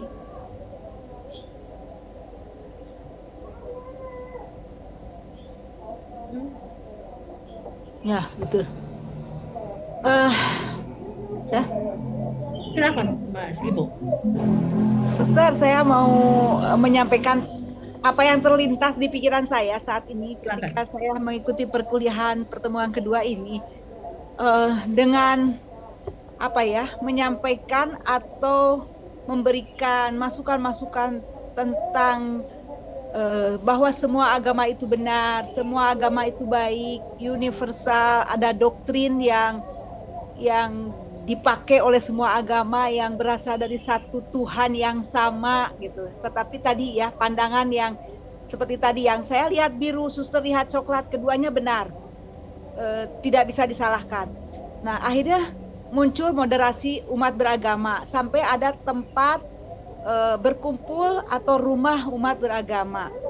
Saya jadi berpikir, apa tidak mustahil sekian tahun ke depan akan lahir agama baru yang disebut agama moderasi, dengan tempat ibadahnya adalah rumah moderasi. Nanti siapa yang dijadikan nabinya dan seterusnya dan seterusnya. Apa mungkin nggak nanti akan muncul agama baru, agama yang semua agama benar, semua agama baik gitu. Kenapa tidak usah mengambil Islam, tidak usah mengambil Kristen, tidak usah mengambil Hindu? Untuk apa? Sudah tidak usah beragama, kita bermoral saja gitu. Apa mungkin nggak ke depan akan lahir pemahaman mungkin 10-20 tahun mendatang terjadi seperti itu? Menurut suster gimana pandangan suster gitu? Terima kasih suster. Oke, sebelum pandangan saya mau tanya yang lain, bagaimana pandangan kalian semua? Sebelum saya jawab. Saya, Bro. Pandangan saya. Baik, pandangan saya ya tidak menutup kemungkinan. Apa sih yang tidak mungkin di dunia ini? Hanya yang tidak mungkin gitu kan. Di dunia ini itu tidak sesuatu yang nggak ada yang tidak mungkin, satu itu. Yang kedua, selama kita tadi mungkin saya sudah nyampaikan, kita tidak taat dengan agamanya, tidak merasa meyakini dari perspektif keyakinan dan umatnya, bisa jadi muncul apa yang disampaikan Bu Madiha tadi, itu kan, bahwa muncul pemahaman-pemahaman baru yang anti mainstream yang sudah ada, dan gelagat-gelagat itu kan sudah ada sekarang kan, aliran-aliran yang mencoba mendekati cara beragama yang sangat berbeda, muncul nabi baru, muncul ajaran baru, muncul, tidak menutup kemungkinan. Tapi prinsipnya tadi bahwa kalau kita ya umat ke Islam, umat Kristen, Buddha, Hindu dan lain sebagainya tidak yakin dengan agamanya, agamanya bisa jadi tadi media sosial, agamanya tadi yang dikatakan tidak absolut, mengatakan tadi tidak untuk mungkin kan, bahwa nggak ada jaminan tidak akan muncul agama baru. Gitu, Ses. Makasih. Terima kasih Pak Faludin. Pak Saiful mau tambah, mau kasih tahu? Yang kecenderungan yang riset-riset terakhir kan sudah ada yang namanya New Age, era baru, agama era baru. Lalu juga muncul juga gerakan yang disebut gerakan New Age baru, New Age kayak begitu ya. Dan ini merupakan adalah indikasi bagaimana agama itu berkembang menjadi sesuai seleranya. Jadi orang misalnya kalau di Amerika ada yang namanya Sufi Healing, itu mereka bikin camp namanya camp Sufi Healing kayak gitu. Hari pertama mereka mempraktekkan yoga, hari kedua mereka praktekkan meditasi, lalu praktek di hari ketiga praktek soal tarian Rumi kayak gitu, jikir-jikir ala Muslim kayak begitu. Lalu hari berikutnya juga mereka belajar soal Tai Chi. Jadi bagaimana para petualang agama, petualang spiritual itu mereka mencari, bahkan akhirnya berkumpul menyatukan semua pemahaman itu. Seakan-akan dengan itu bahwa agama-agama yang salah satu cara praktek peragaman ini merupakan mode terapi kayak begitu. Jadi ini yang sekarang berkembang sebagai gerakan New Age kayak begitu. Dan ini juga di Indonesia kan juga sudah muncul orang sudah berani memproklamirkan diri sebagai agamanya apa, agama New Era kayak begitu, dan seterusnya kayak begitu. Dan ini yang pemunculan terakhir riset saya juga bagaimana ketika memunculkan wacana media kayak gitu, saya mencoba masuk ke dalam ruang redaksi bahwa sebenarnya apa yang dihasilkan oleh media, produk media itu adalah bahwa itu merupakan representasi dari pemahaman mereka tentang agama. Agama apa? Jadi agama terbaru yang paling populer di Indonesia itu menurut saya adalah agama masyarakat kontemporer, di mana dia menerima keberagaman dan sebagainya, dan kedua adalah menerima sikap-sikap sekuler kayak begitu. Jadi apa yang disampaikan Bu Madiha itu bukan kekhawatiran, sudah terjadi, Bu. Jadi itu faktanya sudah ada. Demikian, Suster.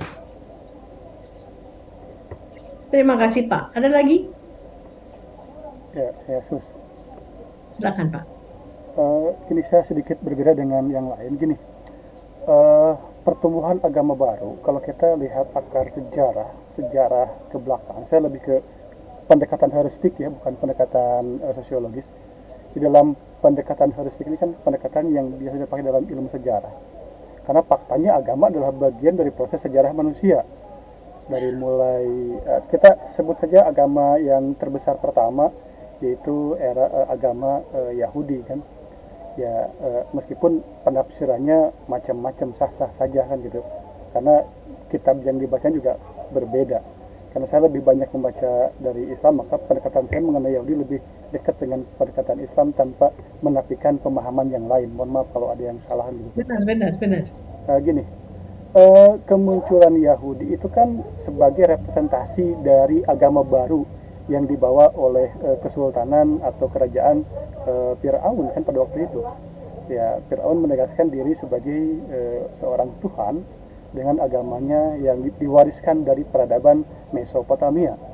Maka lahirlah agama Yahudi yang dibawakan oleh Musa dan Harun pada waktu itu. Sekian lama berselang muncul agama fenomenal yang kedua yang datang dari Ruh Al-Kudus yang kita sebut sebagai Yesus kan. Nah di situ orang akhirnya kan juga berbeda pendapat. Ada yang meyakini Nasrani sebagai agama yang terbenar, ada yang masih memegang teguh Yahudi versi lama, ada yang masih memegang teguh peradaban yang lalu kan gitu.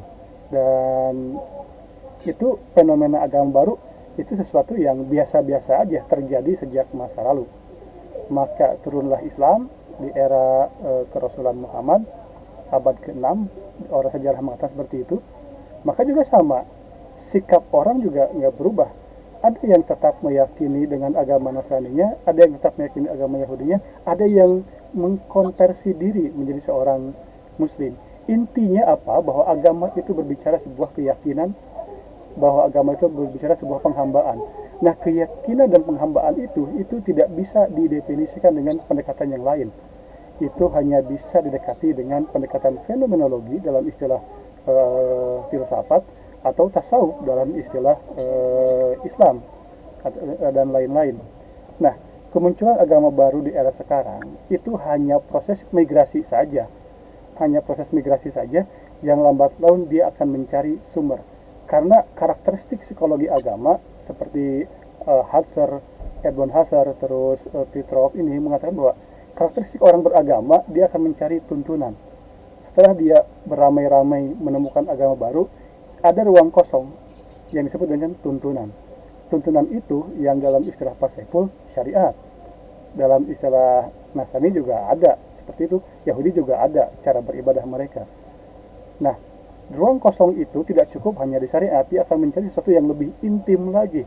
Sesuatu yang lebih intim itulah yang disebut dengan hakikat keberagamaan. Jadi saya rasa fenomena agama baru itu mungkin hanya tidak lebih dari sekedar proses transmisi saja.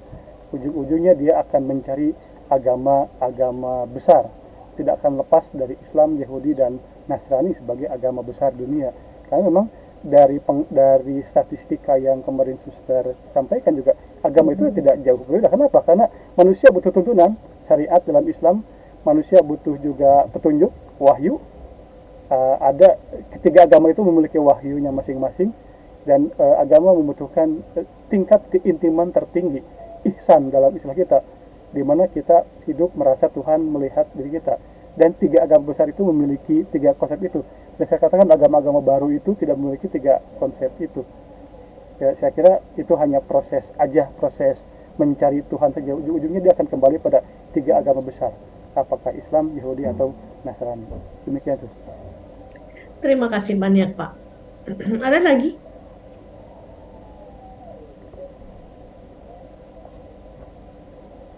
Oke. Nah, Ibu Madiha sebetulnya tidak hadir waktu kami kelas kemarin, waktu kami lihat sejarah agama-agama. Nah, saya pikir ini kunci dalam sejarah agama-agama, di mana kita lihat beberapa mitos, ya, masih ingat ya, beberapa mitos agama-agama, agama timur, agama barat, masih ingat ya yang kita lihat. Terus kita juga lihat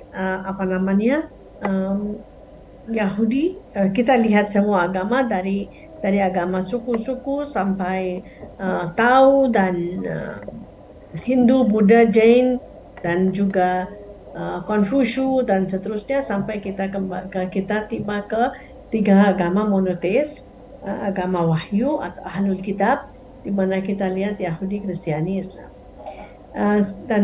Saya waktu kemarin saya cerita bahwa kalau kita lihat satu simbol, satu metafor, bahwa Tuhan melihat dunia dan dia mengatakan bahwa ini orang yang di dunia ini saya yang ciptakan. Mereka ini umat saya. Saya mau mereka sadar bahwa saya mencintai mereka, saya mau mereka tahu bahwa mereka penting bagi saya akan kirim siapa diri saya dalam secara hukum, dalam buku di Torah, ini ya lahirlah agama Yahudi. Terus setelah itu Tuhan melihat dunia tetap ada berantem, tetap ada permusuhan, tetap ada ini, tetap ada itu. Tuhan katakan mungkin saya sudah kirim kepada manusia hukum, sekarang saya mau kirim kepada manusia kasih saya lewat hadiah. Yang kemarin kan kita lihat itu. Nah, Tuhan datanglah agama Kristiani. Tuhan melihat dunia tetap ada berantem, ini musuh, ini. Tuhan katakan mungkin saya sudah kirim hukum, saya sudah kirim kasih, mungkin saya perlu memberitahukan pada umat saya betapa banyak saya mencintai mereka dalam wahyu buku, hitam di atas putih dalam bahasa mereka sendiri gitu. Ini dikumpul dalam Al-Quran. Ini kan sikat ya, wahyu gitu, wahyu. Nah, pertanyaan saya ya, kemarin juga saya tanya sama kalian. Dan Tuhan setelah 1500 tahun sudah ada Islam, katanya Islam itu terakhir dalam agama-agama, sejarah agama-agama. Nah, sekarang pertanyaan saya kepada Anda semua, Tuhan melihat dunia. Bagaimana perasaan Tuhan, bagaimana pikiran Tuhan? Apakah dia yang lihat sebelumnya sudah berhenti? Bagaimana? Tuhan melihat dunia sekarang. Bagaimana Pak Fakrudin? Tuhan melihat dunia sekarang ya karena kita Tuhan itu ada sebelum kita ada, itu adanya sebelum semuanya ada. Artinya bahwa tidak ada sesuatu yang tidak dalam pengawas dan skenarionya. Artinya bahwa jangankan yang besar, daun jatuh pun Tuhan tahu. Ketika dia melihat dunia sekarang ini, yang pada akhirnya karena manusia diberi kebebasan untuk salah ya salah, jadi sebenarnya benar, silahkan, artinya diberi kemerdekaan. Persoalannya sekarang adalah ada di tangan kita. Kita mau menjadi orang yang baik, menganut penganut agama yang baik, atau sebagai pembangkang agama yang luar biasa, terserah. Artinya kita sebenarnya yang tidak bukan Tuhan yang butuh kita, tapi sebenarnya kitalah yang butuh Tuhan. Itu, Ses, pandangan saya. Terima kasih, Ses. Oke, so dan kita lihat ya, masih agamanya berhenti di Islam. Tuhan melihat dunia, tetap ada permusuhan, tetap ada ini, tetap ada itu. Pertanyaan saya kepada Anda semua, kenapa Tuhan tidak buat agama yang baru lagi? Kenapa? Kalau Tuhan berkehendak bisa saja, karena Tuhan tidak berkehendak. Sudah. Jadi gini, kita perlu lihat ya, agama itu pekerjaan Tuhan. Yang kita lihat kemarin dalam sejarah agama-agama, Tuhan itu agama itu pekerjaan Tuhan gitu ya. Bagaimana kita praktek, ya, bagaimana kita praktek dengan kehendak bebas kita. Dan di sana kalau saya melihat dari sudut pandang Kristiani, setelah Yahudi ada Kristiani. Sebenarnya bukan Kristiani ya, Yesus tetap Yahudi. Tapi Yesus lakukan apa? Dia revolusioner untuk agama dia sendiri. Dia kritik agama dia sendiri. Dia melawan agama dia sendiri dalam arti Tuhan beri kepada kita hukum untuk mencintai. Tuhan beri kepada kita hukum supaya kita dapat hidup, bukan kematian. Dia melawan, dia kritik, dia menghadapi,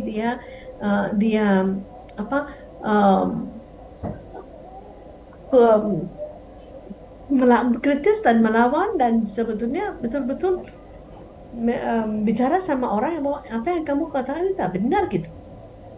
Revolusioner. Sampai dia siap mati. Nah, ini yang klaim kebenaran yang beda antara Kristiani dan Islam. Penderitaan sampai mati. Saya siap membawa satu perubahan dalam dunia kita. Orang-orang yang ikut Yesus setelah bangkit Yesus menjadi Kristus, sebutnya Kristus, orang yang ikut Yesus itu menjadi Kristiani. Nah, Yesus tetap Yahudi gitu. Tapi dia kritik terhadap agama dia sendiri. Nah, saya pikir ini satu pekerjaan untuk kita semua sendiri. Kita perlu bukan kritik agama, kritik penganutnya. Betul kan? Yesus tidak kritik agama Yahudi, dia kritik penganutnya. Agama Yahudi itu ini, tapi kamu tak ikut. Hukum itu bukan hukum yang Tuhan ciptakan untuk manusia. Manusia tidak dihukum, manusia tidak diciptakan untuk hukum, kata dia.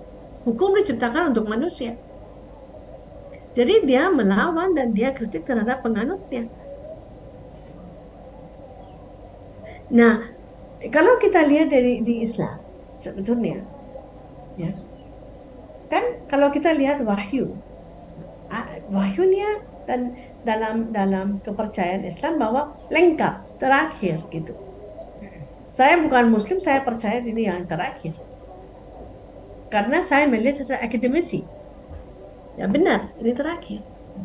Tapi pertanyaannya, apakah sudah dunia kita sudah damai, sudah ini, sudah itu? Betul, ini kan kita punya kehendak bebas. Nah, kita perlu kritik penganut agama kita masing-masing. Kita perlu kritik, kita perlu melawan agama orang Muslim yang melawan agama Islam yang sebenarnya. Ada seorang pendeta, sekarang dia sudah tidak ada, meninggal dunia, namanya Hans Kuhn. Dia sangat kuat dengan itu. Dia seorang Kristen, Katolik. Dia bilang, kita perlu berani untuk mengkritik agama kita sendiri. Bukan agamanya, tapi penganutnya.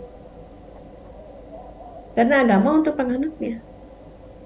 Nah, tapi saya tidak akan jawab Ibu pertanyaan Ibu Madiha sekarang bahwa kenapa tidak ada agama baru gitu ya. Nanti kita sambil jalan kita akan lihat, Anda akan dapat jawaban dari saya.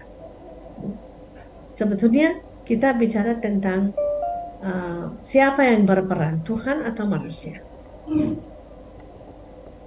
Kalau prinsip kita, premis kita bahwa Tuhan yang berperan dan kita berhenti dengan agama Islam sebagai wahyu. Ya. New Age dan hal-hal yang seperti itu yang dengan cara Pak Saiful tadi ketika bahwa katanya bahwa hari ini yoga, keesokannya ini, keesokannya ini, saya sebut ini spiritual shopping, Pak. Ini perjalanan spiritual, perjalanan ke mall. Hari ini beli ini, besok beli ini, besok beli ini. Yang mana yang enak untuk saya, mana yang ini untuk saya, dan seterusnya. Ini spiritual shopping namanya. Terus saya juga mau katakan sama kita semua, pada Ibu Madia juga, secara jelas bahwa ya secara clear bahwa sebetulnya kita cari agama baru. Kita sudah punya, kita tidak pakai apa yang kita punya. Pakailah yang kita punya, apa cari yang baru. Setiap kali kita ikut agama kita ada sesuatu yang baru, tapi kita tidak tahu. Jadi agama tidak akan, kalau ini agama dari Tuhan, ini eskatologis. Tidak ada henti-hentinya. Tidak ada berkesudahan. Terus menerus ada. Selalu, betul enggak sih? Kalian berapa kali Anda baca surah Al-Fatihah? Berapa kali? Setiap hari 5 kali. Mungkin 7 kali, atau kalau Anda tahajud mungkin lagi. 17 kali. Ya. Tapi setiap kali ada sesuatu yang baru. Kalau Anda merenungkan. Saya bukan Muslim, saya dapat sesuatu yang baru setiap hari dari surah Al-Fatihah. Apalagi Anda yang penganut itu. Artinya apa? Ini dari Tuhan. Tapi kalau saya tulis sesuatu, Anda akan baca, sudah bosan ya, cara dengan hal yang sama. Tapi saya bukan Tuhan.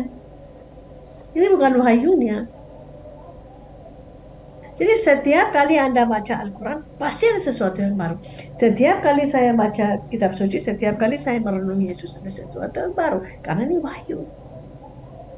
Ini kuncinya. Jadi untuk apa cari baru? Hidup apa yang sudah ada ya. Tapi sambil jalan Anda akan dapat jawaban pada pertanyaan Anda lebih dalam. Ini untuk sementara ini.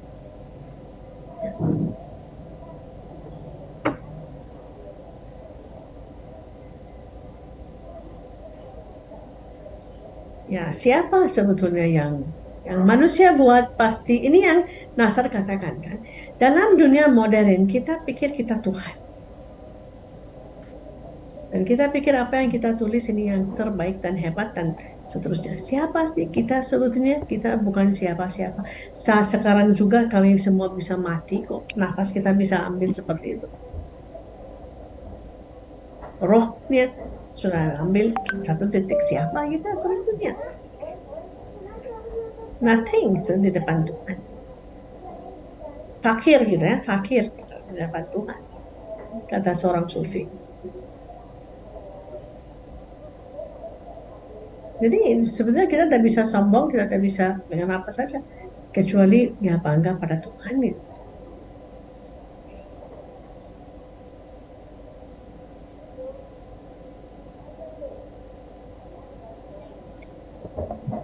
Intelek aktif yang Nasar katakan, kita perlu intelek yang aktif, bukan intelek yang tertidur. Baik. Saya mau tanya sama Anda semua untuk minggu depan, apakah kita bisa, maaf ya, karena sebetulnya saya betul-betul penuh dengan jadwal saya, bisa untuk minggu depan hari Senin daripada hari Selasa? Kalau saya tidak bisa, Prof, maaf, karena sebetulnya jadwalnya dari hari ya, Oke. Kapan kalian untuk minggu depan? Bisa hari apa? Rabu pagi? Paling Selasa lagi, Prof. Selasa lagi. Ini sudah dipindah, Prof, jadwal ngajarnya jadi ke jam 6 pagi. Iya, saya tahu. Soalnya Selasa minggu depan saya harus ke kedutaan sebetulnya.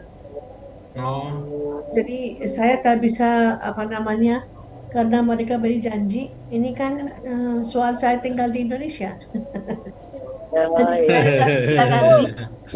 Suster, hari Selasa, tapi jamnya saja yang digeser, yang dipindah.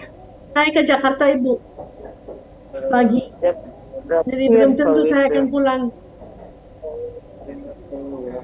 Oh, hari Minggu.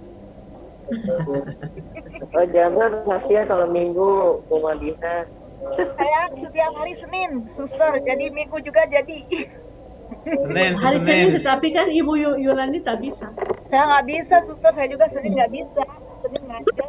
Hari Jumat. Betul. Jumat kapan? Jumat paling ya sudah selesai itu ya mata kuliah yang lain. Sholat. Iya, online di Bandung, kita online di ini. Kampus. Setelah sholat Di Jumat, kampus. Jangan, ada kelas. Ada jadwal. Kita ada kelas, suster, di UIN. Jam 3 ya? sampai jam 3. Jam Itu 3. kelas siapa? Itu loh kelas siapa? Oji loh. Pak Oh, Oji, Pak Fahru Oji. Baru selesai jam 3 dari jam 1. Jadi bisa lah jam 3.30 gitu. Enggak. Coba saya lihat jadwal. Jadwal kuliah kita. kalau Jumat saya bisa. 3.30 saya bisa. 15.30, suster. Bang Jam berapa? Bang Pae yang ini jadwal Bang Pae. Jam berapa? Pada sholat asar dia Nggak bisa. Jam sholat asarnya. 15.30 beres kuliah Mang Oji langsung Zoom. 15.30, betul. 15.30, Sus.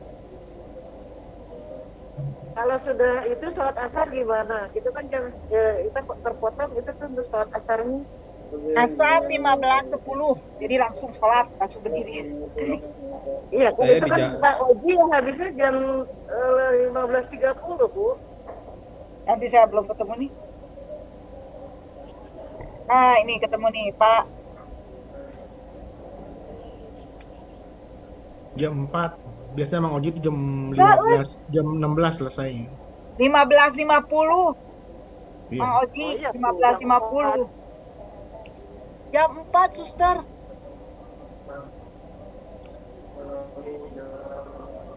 Jam 4-nya berarti jam 16.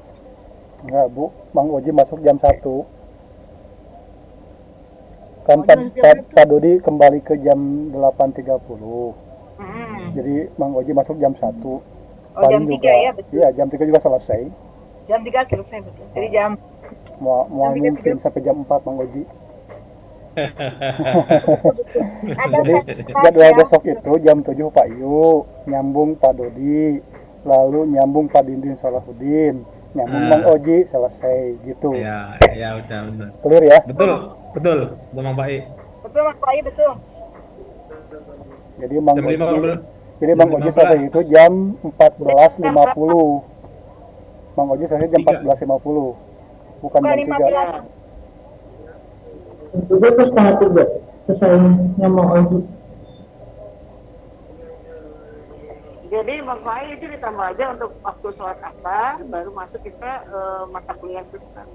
Iya, masuk jam 15.30 pas bukan asar itu 15.10.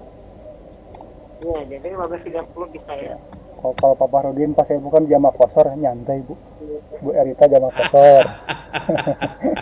Ya, kalau yang lain di jangan kosor, kalau kita kan enggak. Kalau saya bila perlu jamaah kosor bisa, kalau di Muhammadiyah kalau darurat. Tafsir baru. Tafsir baru itu. Kalau Apa yang tarjih, jamak kosor? Pas Kalau- saya full jamak kosor, bisa lah. kalau tarjih bila penting bisa, tuh tarjih bisa kalau penting darurat jamaah kosor. Suster bisa nggak jam 3.15 Sus? 15.30 Pak Fahrudin. 15.30, 15. 15.30 biar istirahat dulu. Ya 15.30 lah. 30. Saya di jalan ya. Pas mau pulang. Online. Gimana, suster? Suster masih mute.